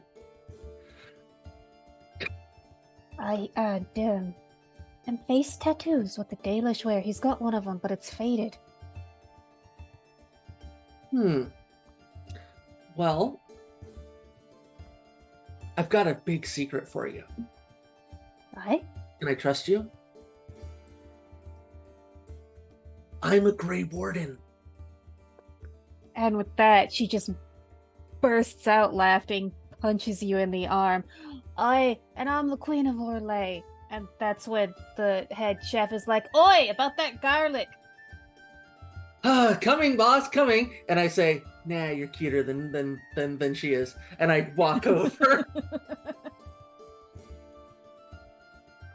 And I say very loudly as I pull out my Grey Warden, a little bit of Grey Warden attire. Anybody who doesn't like their work here, let me know. There's a rite of conscription. And I walk out. All right, and as you walk out, you hear the head chef call out, "Oi! If any of you so much as thinks about joining up before this banquet is over, I'll feed you to the archdemon myself." Oh, I spit on my heel. And I walk up to him and I just give him the look of, "Are you interfering with Grey Warden recruitment when there might be a blight?" "Are you interfering with my kitchens?" "Only if you treat them poorly." "Talk to them yourself. We're the nicest work any of them will find in the whole city." Well, hopefully there's a city left after the next few weeks. And that's when I walk out. Okay. Cool. So, you sense sort of like, oh, is he really a Grey Warden? What did he say about the city not being here in a few weeks? Oh my god, is that true? All right. Is there anything that anyone else would like to do? Okay, so this was a long trip. We didn't take anything like extra shields that So you could bring some weapons and armor with your griffin. And what you could try and do is essentially cold forging and painting. So the flaming sword logo is almost embossed or stamped, but you can hammer it, like, at the very least, make it look like a shield that has seen a lot of service, more than a Templar shield, and then, like, cover it up with paint. Okay. So for that, do you have any blacksmithing focuses? I have smithing as a focus. Okay, what category, what trait? Strength. Alright, go ahead and give me that roll. To beat the shit out of it. And that is a good roll. That's 13 plus 5, 16, or 18. Alright. Nothing special out of it, though. Alright, you manage to bang and wham and hammer these 3 shields until they still have, like, the distinctive shape of a Templar shield, but now it looks like someone was trying to, like, copy their style. Totally copying their style because they're so effective. It worked really great for these 3. Yes, and so these count as large shields for purposes of anyone who wants to wield one. Anybody else want a large shield? Heavy are they? I don't think I can use one. I'm pretty sure I'm the only person here who Yeah, can use it. I don't think I can actually use one. I think it just counts as one for literally everyone else. Okay. Anything that anyone else would like to get done? I saw Steve's hand go up. Rabble. I was just trying to look to see if I could use the shield or not. I don't think I can. Because... You have to go sword and board for your talent. Nah. No. But I mean... I'm not really hitting anything. I could just take the shield and run around with protection. You could. You could also try and enchant it. Well, I don't have it enchantment yet. Can I do that without the focus in it? Or the specialization in it? What's the word? You would need the specialization. But once you have it... Yes, that'll be one of the next things I take. I was trying to get the badass healing, and then I'm going to go into enchanting. Okay. Yeah.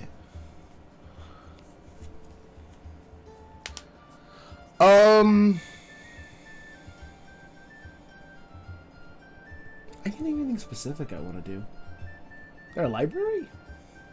There is a library. I'm going to go read the library. The whole thing. Okay. Alright. It is a very nice library, in keeping with Queen Giovanna's investment in the arts. Is there anything in particular that you're looking for?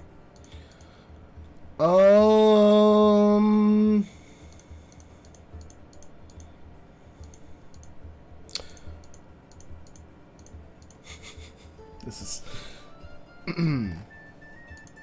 I would like to read anything they have on arcane lore. On arcane lore. Okay. Go ahead and give me... You already have arcane lore? I do. Okay. Is there any specific topic within arcane lore that you're looking for?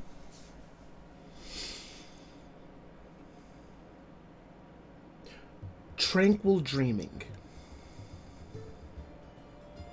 Okay. That will be kind of difficult to find anything specific. Then because- specifically any knowledge on the act of crossing the fade and the, Okay. yeah, like the mechanisms of doing that, I guess. All right.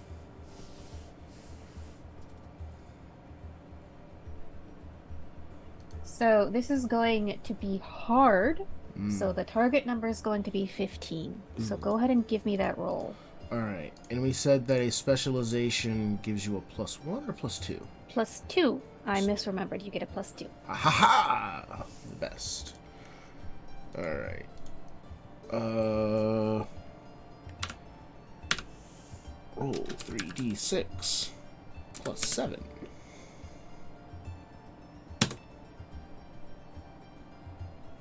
$22 total. Shit. Did you get doubles? No doubles. Okay. So, it would be frustrating if you were capable of feeling frustration, because the first couple books that you pull off the shelf just sort of say what everybody knows. That Tranquil are mages who are cut off from the Fade. But you do come across this is a bardic account of a warden mage who was essentially forced to join the wardens during the Third Blight when his circle was just destroyed by people. And this Tranquil reported dreams after the joining. And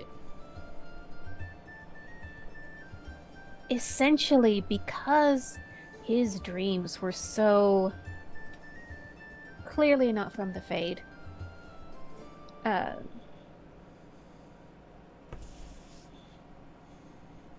Essentially, he was used as a tracker.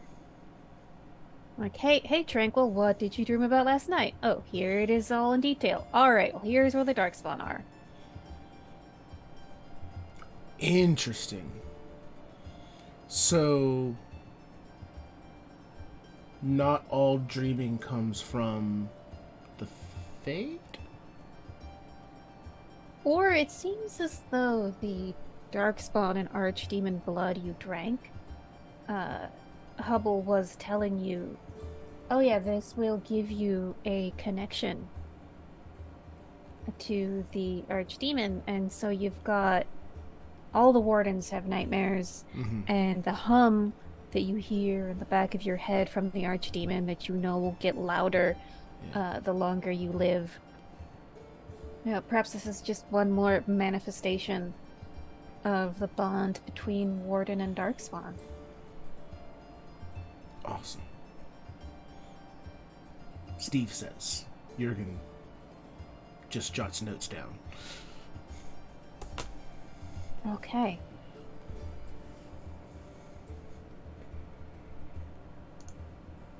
So, Galen, what are you up to? About 5'5". Sorry. Uh, let's see. I think Galen is just going to stick with what he knows, and right now, that's Arrow. Okay. So making sure that the Griffins are taken care of properly, and just hanging out with them.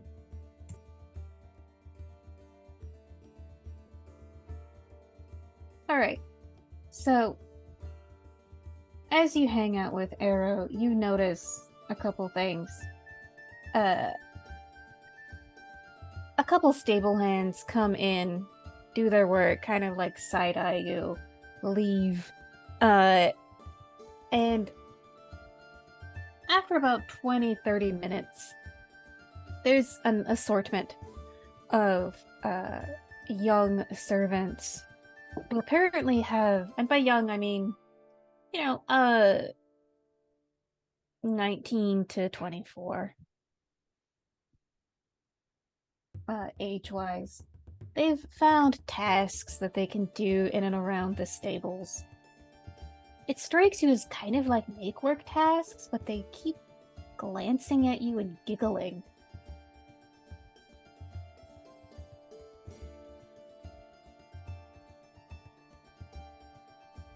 Galen will find the shiny surface and try and see if something's on his face.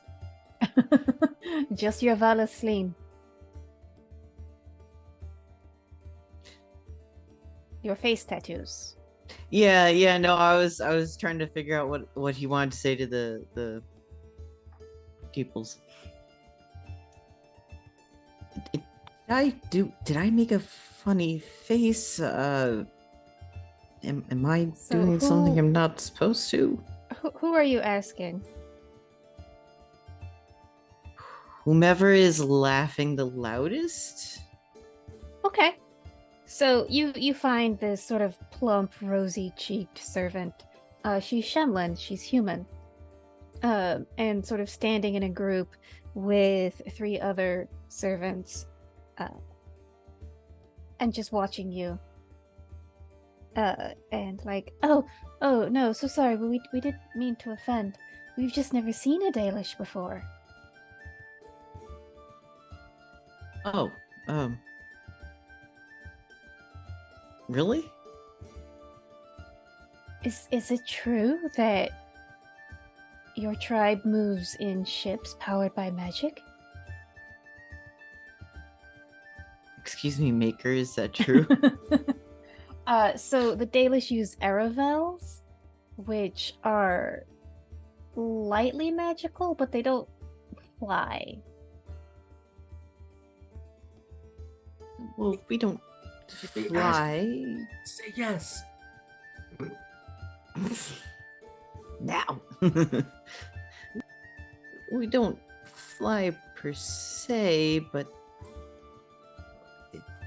does have a bit of magic. That's the question you wanted to ask? Oh, well.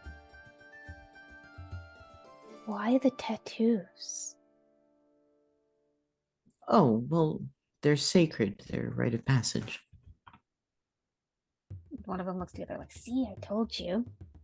Do you know the Tevinter elf?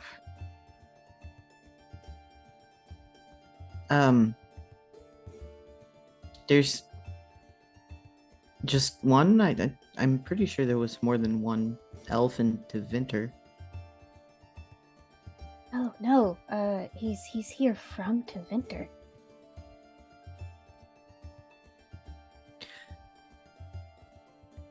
I don't know if you know this, but not every elf knows every elf. Well, that's disappointing. Do you know this elf's name? So they sort of confer amongst each other like Tavriel. No, I don't think I know this elf, but I may seek him, her, them out. Oh, you can't miss him. He's got tattoos on his face like yours, but not really. Like they're different. Interesting. Different in what way? Oh, well, yours look like branches. His just they're different.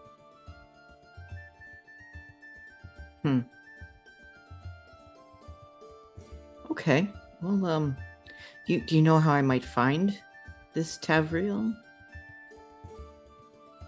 Oh, we've said too much. No, you haven't said enough. No, so sorry. We should get back to work. No, please. Would you like to meet my griffin? This is Arrow. I rescued him. And so you point out the griffin, and they look kind of scared. Like, is it gonna eat us? No, not at all. He might nip at you if you touch him and he doesn't like it. And so one of them sort of nudges the ringleader and says, "I dare you."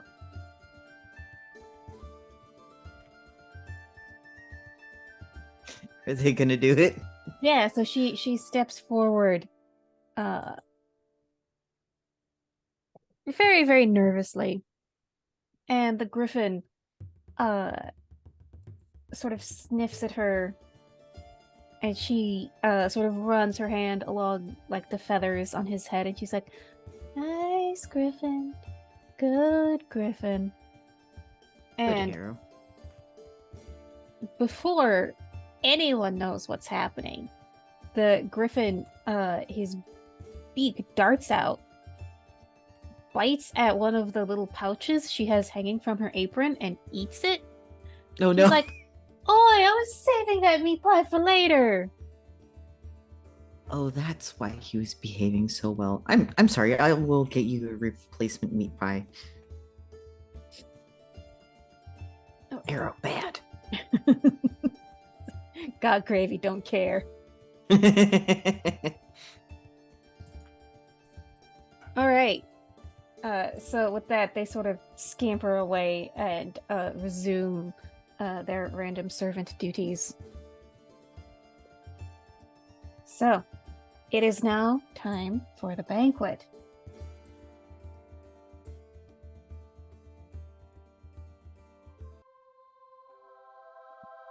Will So- say, Lander would have made sure he got like a bath and like all of his clothing laundered and like fine smelling oils, and like he is prepped and primped for this banquet.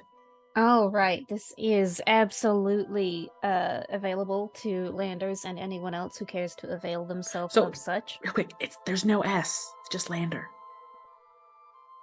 I'm sorry, I thought it was an Anders reference. No, it was a play on Landon, Okay. which is the dead child of Garrick.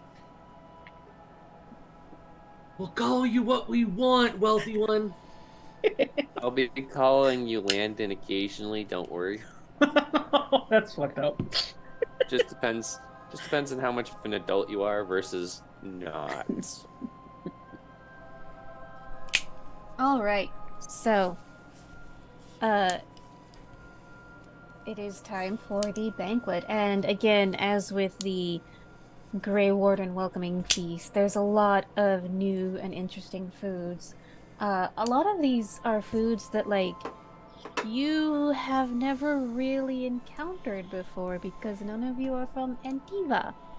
But there's like yellow rice served with sausage and seafood and rich chicken soups and any manner of dumplings, and everything is really strongly spiced. Tons of Scoville units on the table here. And you're also provided with entertainment. There's any number of tumblers and minstrels and poets who, as the courses are being changed around, come out to entertain you. And it's clear that they are trying to get on your good side because during the main course, an orator recites by heart an epic poem describing the defeat of the archdemon Toth of the Third Blight, and how the brave and valiant Grey Wardens led an army comprised of dwarves to Vinter levies and Orlesian chevaliers. Uh, and just like the scene where they describe how, uh, you know, one of the wardens with the last bit of life in him lunges onto the archdemon and just plunges his sword into his head, as his last act in life. Uh, it's very stirring and very lovely. And so, sat next to Harold Wynn is a blonde elf with very faded face tattoos. Seated next to Lander is a dark-haired Orlesian. Seated next to seated next to Garrick is Eleonora, who you can tell is Ferelden by the elaborate way that she braids her hair and the fact that even though her clothes are nice, they're still very basic. And so sat next to Jurgen is a dwarf. Very nice dwarf. And there is also a mage at the table wearing a hooded robe decorated with black feathers. And a woman, attractive, noble bearing, but she's not wearing any sort of livery or signals if she is noble. Short dark hair and an athletic build.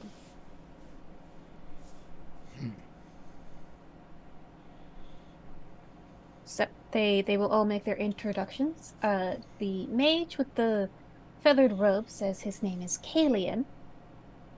The dark-haired woman with the noble bearing and athletic build, her name is Amadis. Or Amadis.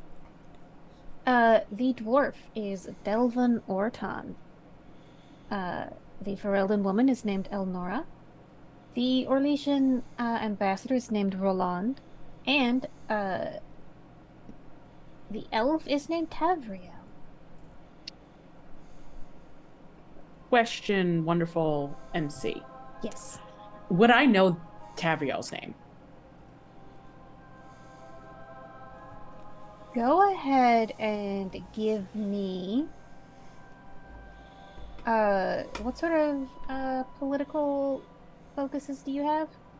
I have a historical focus. This is more but current I don't events than history. Yeah, I don't think I have anything that's maybe current event based. All right, give me a cunning check then, and this is going to be difficult at 15. Okay. That is going to be 11. That is a +1 for my cunning, so that's a 15 on the dot. Okay. So you growing up into Winter, there were always rumors of, oh, the elves are organizing. We've gotta crack down so they don't uh do a full uprising and completely fuck up our society. Uh and you remember before you left, there were rumors of a blonde elf who was from the Dales, taken as a child. Okay, and which one of us is sitting next to him? Harold. Oof. Uh, The best God. possible I- situations.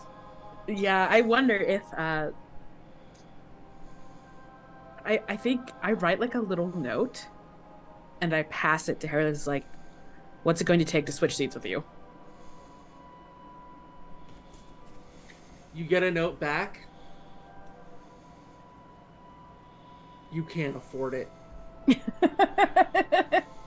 So you could, if you would like, Mr. Pavis, make a communication check to try and switch seats with the person sitting on the other side of the elf.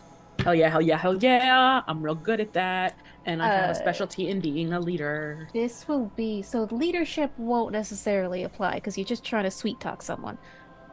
I do also have a specialty in seduction. So if you fail, it's gonna go real weird real fast. However, because this is not as difficult as trying to remember the little bits of Yeah. lore, it's only gonna be a 13 instead of a 15. But what if somebody was to try and make it even more difficult for them to get to that seat? You can roll a counter communication, 13 as well. 16. Okay. Oh, sorry, 17 because of my +1 from that. I'm 17. just waiting for Brody's like 22. We even get a no, 22? a 14, but with 4 stunt points. So Okay. I am. Oh, I am a 17 with 4 stunt points technically. Okay. I have double. All 4. right. So I don't have a specialty in this. Unless you could consider animal handling when dealing with nobles. Rude. so Steve's just like people. Lander wins. He is the one who's more persuasive. And at a certain point, Harold, you sort of get the feeling that if you push any further, like it would be awkward and people like, why do you care so much? So you decide to back off, but I will allow you both to spend your stunt points. Where is that list? I had it open. It's pinned also. Yes. I had it open.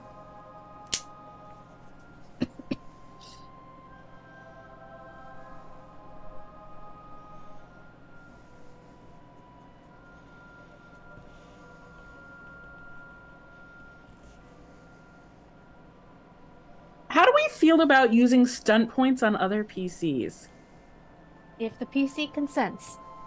So I have an option for you here. Uh-huh. There is the sway the crowd or stunned silence. Uh-huh. So would you be appropriate or feel all right with the idea that you are impressively stunned silence by how well it's uttered, or are you swayed by my shenanigery here? So I don't think sway is going to happen at this point. We have a lot of work to do as characters before. That's valid. sway How do you with feel? play. Yeah, about stunned. How about a proposal that we actually we could combine our stunt points here to actually get more out of our communication our conversation partner. Okay, I am down with that if that is something that we if the MC will allow us to do that. So what is the goal here? So I think I would like to use jest to be hilarious.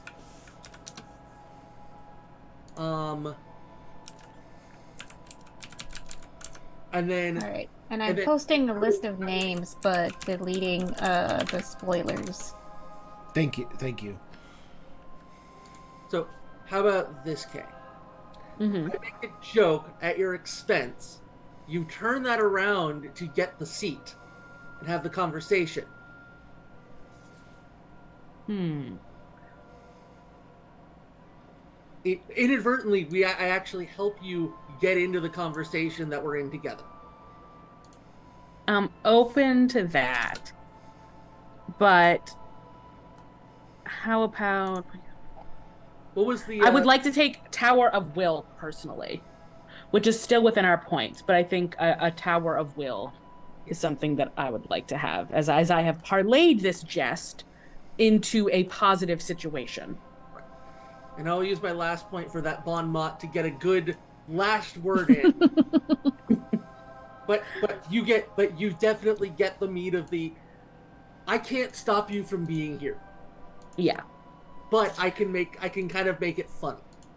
Yes, and your making it fun will not give me disadvantage. If anything, it has now given me advantage because of my own ability to social parlay here.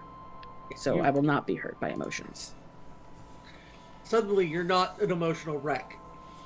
No, I think that maybe that's shocking for Harold because Lander's been pretty hot or cold, like between brat or drunkenness or being very upset about what happened with Rory, and suddenly he is like decently poised and jovial and maneuvering a social situation with tact, which he has not Okay. shown any this entire time.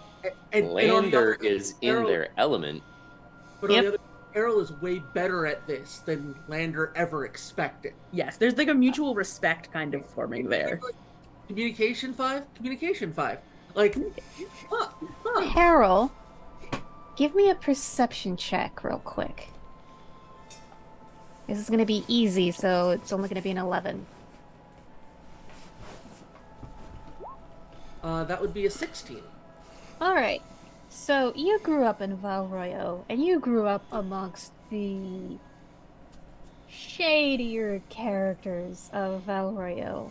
And so you see that your exchange with Lander has drawn the attention of the Orlesian ambassador who is watching both of you very carefully, and you clock him as a bard.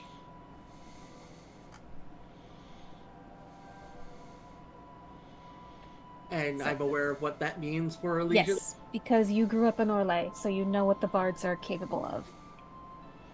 I will be keeping an extra eye on that one Okay. and listening for if anybody suddenly died that night. All right. So the two of you are sitting on either side of this very pretty blonde elf. And so the Valosleen on his face is faded.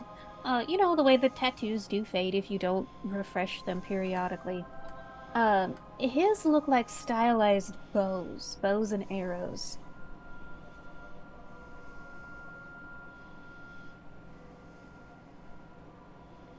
Would that be Andruil's pattern? You don't know that lore. I know the name, but not much. Have scraps. By this point, the elves have forgotten that the Valosleen tied them to the gods. They just kept the patterns. Oh yeah, by the way, Galen, your face is marked with an allegiance to an old elven god.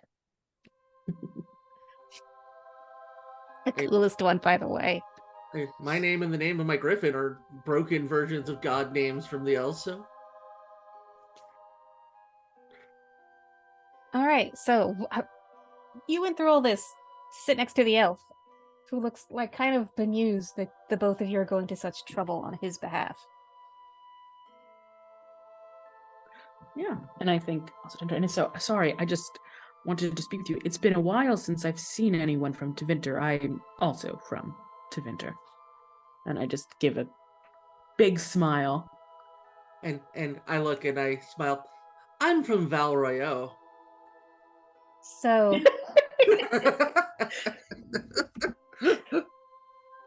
So you say you're from Tevinter, and you say this in essentially the I'm- aristocratic accent.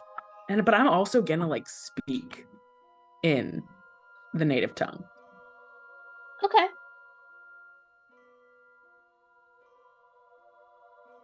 And so he looks at you, Lander, and says, "You know, there are no magisters in Antiva." Why do you think I'm here? I thought you were here with the Grey Wardens. I am.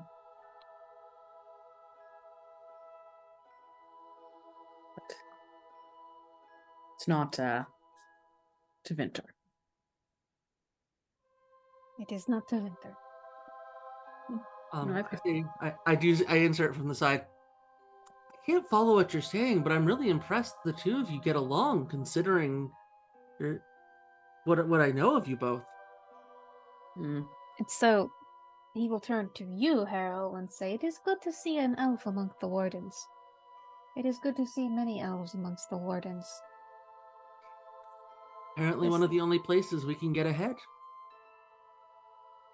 If it is a blight, it is a chance to win much heroism. Win the respect of the Shem.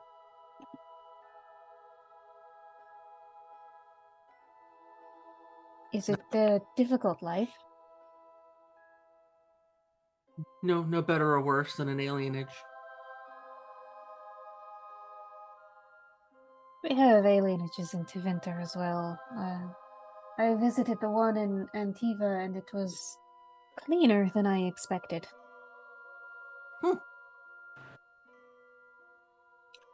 Say I have to go check it out, but I'm afraid they wouldn't let me leave.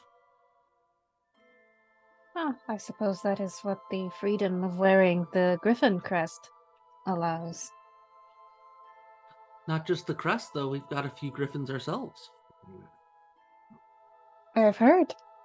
I've it tells you an absolutely hilarious story of one of the serving girls having her lunch stolen by a griffin. Oh, Arrow. Yeah, that must be Arrow. Arrow. It's Arrow. Not part of the clutch we rescued, but might be a good mentor for them. Lander, Oh. you're not a fan of griffins, though, right?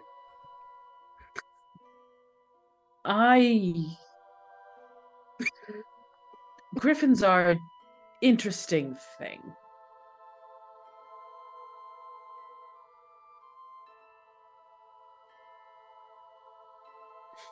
Takes like a big swig of a wine goblet. It can sometimes be hard to understand how important it is for some creatures to have their freedom in order to serve. I We agree, talk. says Tavriel, and then looks to Landers and says, "There is still slavery in many places of the world." There is. You'd be surprised how many chains snake up all levels of classes. Some just are worn outside. Some I don't. weep for you, Magister. Sometimes both the master and the slave are connected to the chain, but it matters who's holding it and who's bound by it. And who can force the other one to bleed? Or sneeze. It's the bleeding I'm more concerned with. So recently, all I could do is get them to sneeze.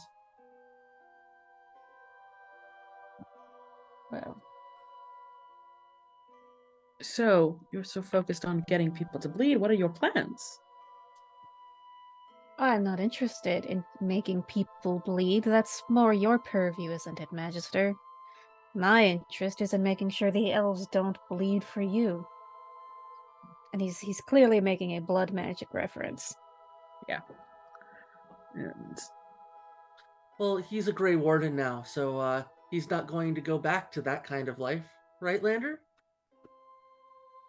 I left that life, although others, and he like makes a pointed look at Galen, wish to bring me back to it. Is As I Galen close enough understand to it. hear this? Sorry. We'll say that with your perception focus and hearing, yes, you overhear this. I And flick you... a pea at Lander. I catch it in my mouth. And Tavriel says, as I understand it, the Wardens are one of the few places where blood magic is actually allowed. Is that why you joined? No, I joined because someone else had a dream and they couldn't make it happen. So I'm making it happen for them. Also, the prospect of trying to walk through Ferelden with no guarantee that some Templars wouldn't treat you like a soon-to-be tranquil mage probably had something to do with it. That also is on par for part of it, yes. Also, there were certain things at home I didn't wish to abide by. And I didn't believe in myself. So instead of playing a part in it, I left.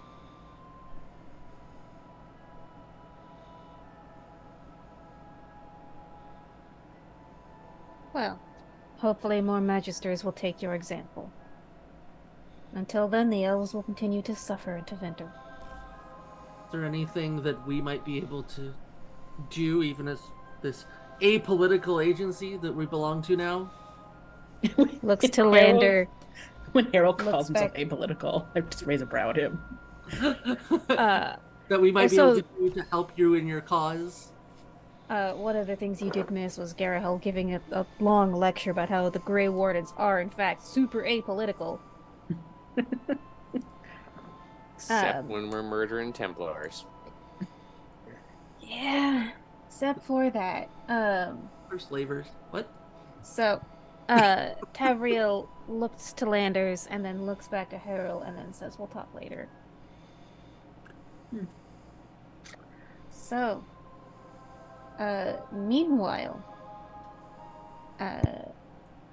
Eleonora, who is the Ferelden woman, is trying to engage Garrick in conversation. Poor sleepy Garrick. I'm not sleepy. I've just had a few too many. And so she's asking what seems like, relatively solid strategic questions. If this is a blight, how much danger do you think Ferelden is in? If it is a blight, how much will be needed to fight it? If it is a blight, you'll need everything you've got and then some. Specifically count on wardens.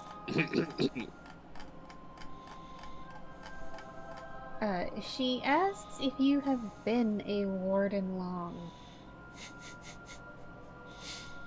Long enough.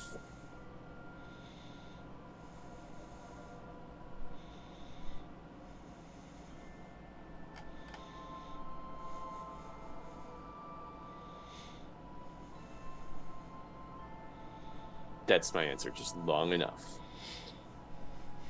Okay. You have the haggard look of somebody who has spent way too much time looking at bloody things when all I'm actually cycling through my head is the last moments with my son. Okay. Jürgen. Yes. Halion tries speaking to you. At first engaging with you, as though you were a regular mage. Kaylee, the robes, black feathers. Yes. Excellent. Okay.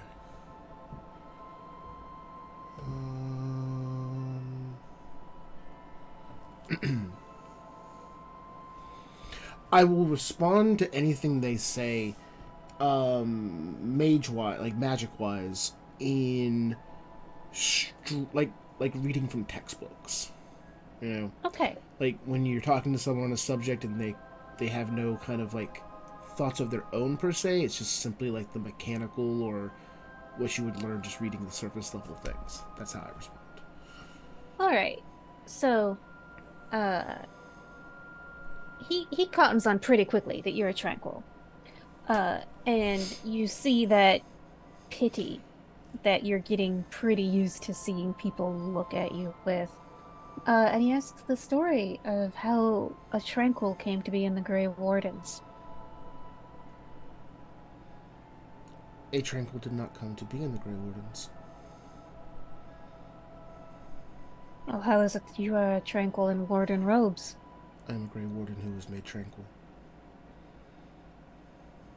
How did that happen? I was out. I was performing duties. I was found by the Templars. I was alone. And they I provided them with information. At the time, it was not believable. And therefore, they performed the rite of tranquil. Or Do tranquility. you know who these Templars are? They're the ones that we killed, right? Yeah. Yeah. Yes. Could I have their names? Give them the names. Steve forgot them. It was Gwyneth, Jean-Luc, and Tobias. Gwyneth, Jean-Luc, But yes. and Tobias. Surnames or family names. Alright, and you see him like, okay, he files that away. He's gonna do something with that information later. Who knows what? Maybe it has to do with the fact that he likes to decorate his clothing with black feathers. Can I use arcane lore to know what that means? Is it symbolic of anything? This is more a political thing. So you can roll.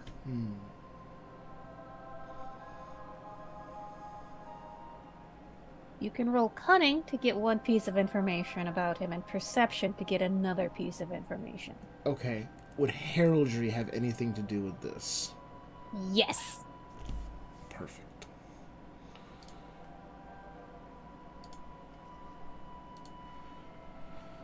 Cunning plus heraldry.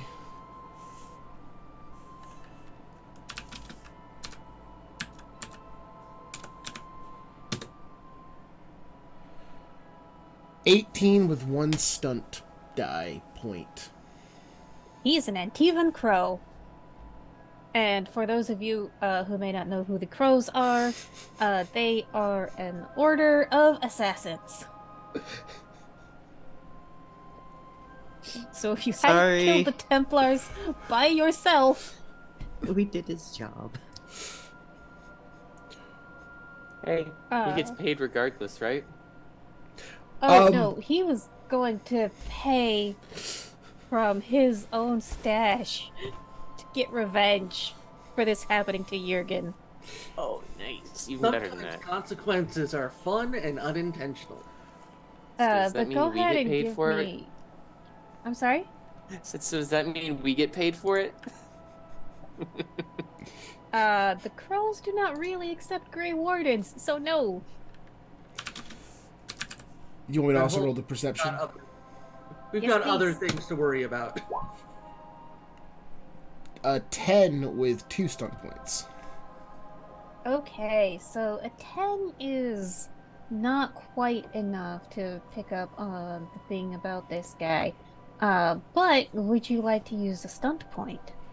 What can I do with a stunt point in a conversation again? I apologize. I'm not used to talking to people.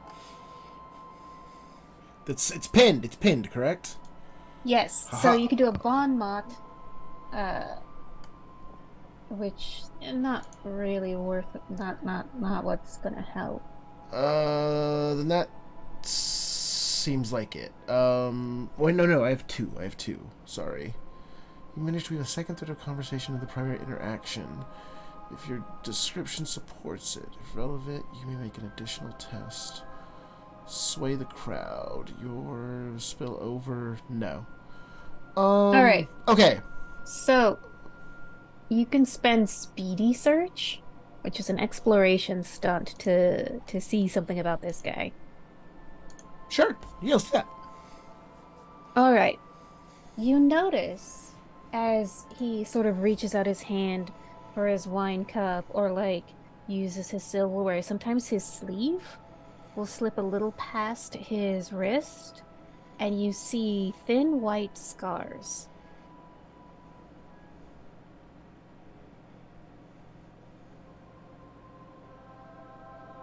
Do I know what this means? With the stunt point but the failed check, all you see are the scars. The scars. Okay, thank you. Okay.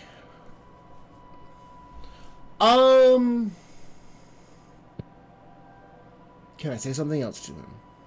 Yes, you can.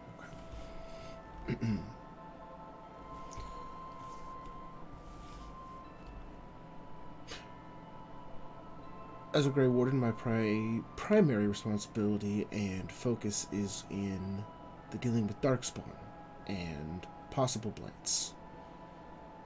I'm sure you've heard the rumors of possible blight starting up. Oh, the whole city's on edge. My question to you: how do you feel about no army in this area? Well, that's something of a problem. We've got our city watch, and Micah knows they're good at rousting drunks and breaking up street riots or street fights and suppressing the odd riot. We're going to have to trust in our walls, I think.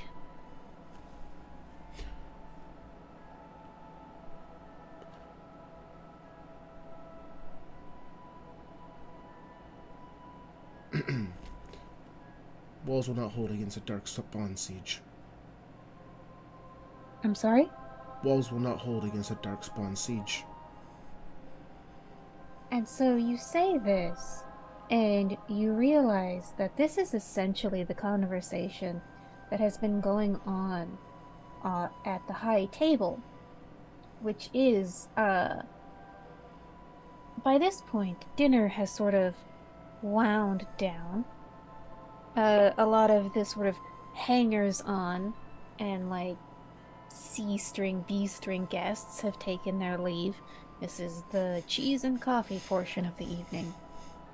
And so, Hubble and Turab, the two warden commanders, get down to business. They raise the prospect of evacuating the city. And those of you who came into the city on Griffinback, there were dozens of ships in the harbor. And that seems to be the best way to evacuate the city. However, both the king and queen seem very resistant to this idea. Giovanna is particularly concerned over seeing the beautiful city overrun by Darkspawn and all the statues and the mosaics and the architecture overrun by Darkspawn and covered in their taint. However, Eladio seems mystified why this is even a topic of conversation. If there is a blight, why should the first battle be not only a surrender, but him surrendering his city?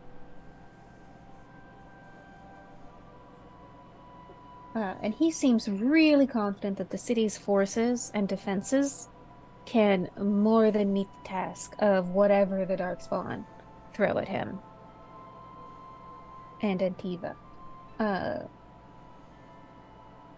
So, would any of you like to throw a thought out there?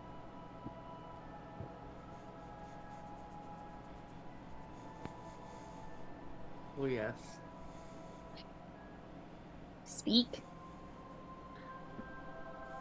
Your Majesty, I admire your confidence and your belief that your city will hold. And indeed, it is a strong city with good defenses. But it's one city. And there's a lot of area around this city that could fall to Darkspawn and isolate those within it.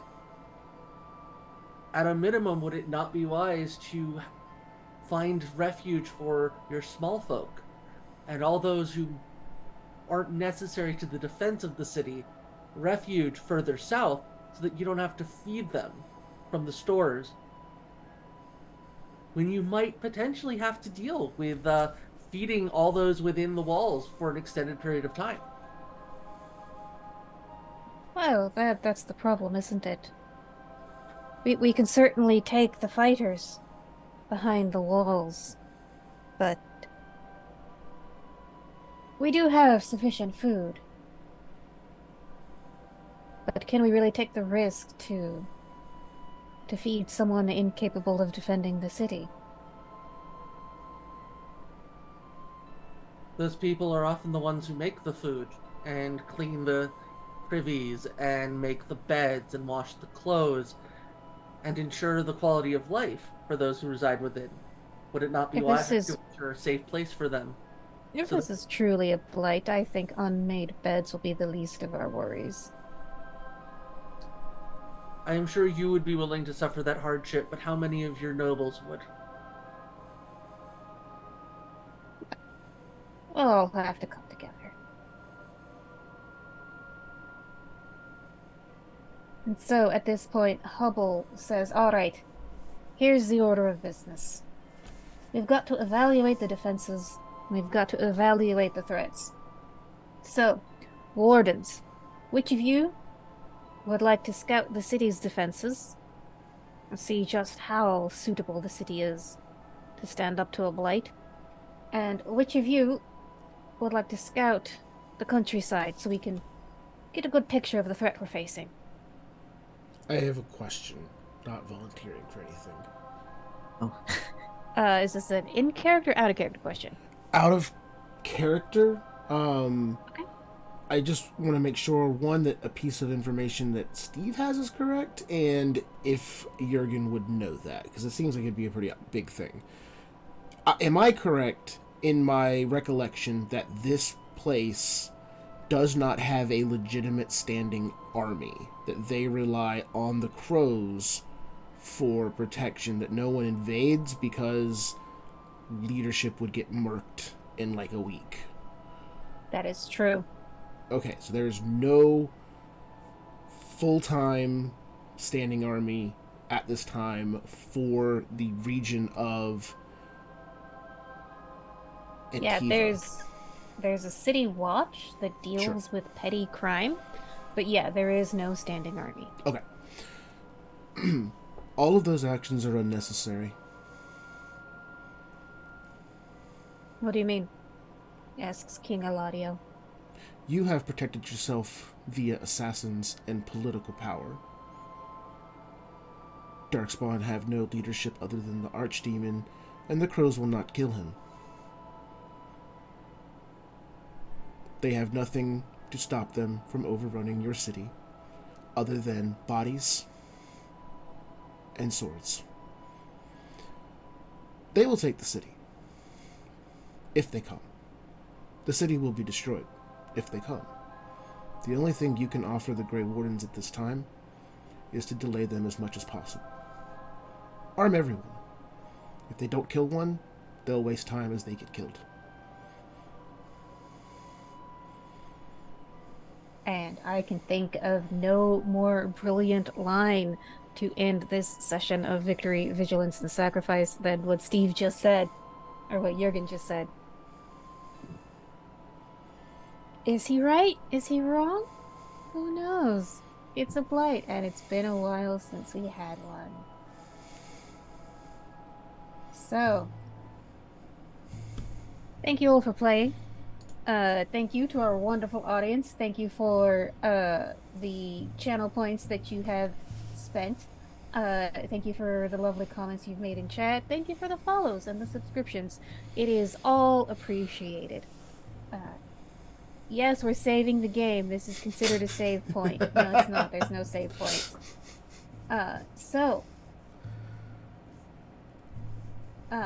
If my new warden recruits would just give one more round of who you are, what you're up to, and when and if people can see you elsewhere on the interwebs. Hey everybody, I've enjoyed playing Galen for you, and I enjoyed flicking a pee at Lander.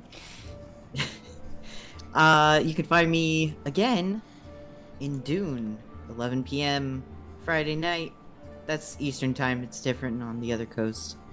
I'm not fluent yet in the translation thereof. And 3 p.m. 11. 3 hours difference. It's Oh, almost 6 o'clock I'm here. not sure Rule how of fake. three. I'm not sure how fake time works. Yeah, fake time.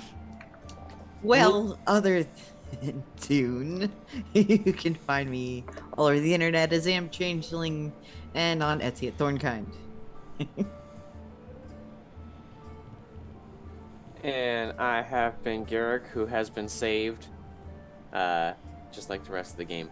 And you can find me online at Sword of Sullied. And next time you'll be able to see me will be on Friday. It's time for reals to play Mother Warma. Oh, hey, it's me, Kay of the She and They variety, who played Lander, not Landers with an S, but it just ends in an R, who is been through a heckin' lot. He made a friend, he lost a friend. Now he's kind of existing in this strange space, trying to figure out what to do. And it's a lot. You can typically also find me on Wednesdays at 6 p.m., where I will be on The Hype Goblin, where we are playing a Humblewood story called Valiant Tales. But I'm going to be a PAX Unplugged, so that is shenanigans happening. So I will see y'all back soon otherwise.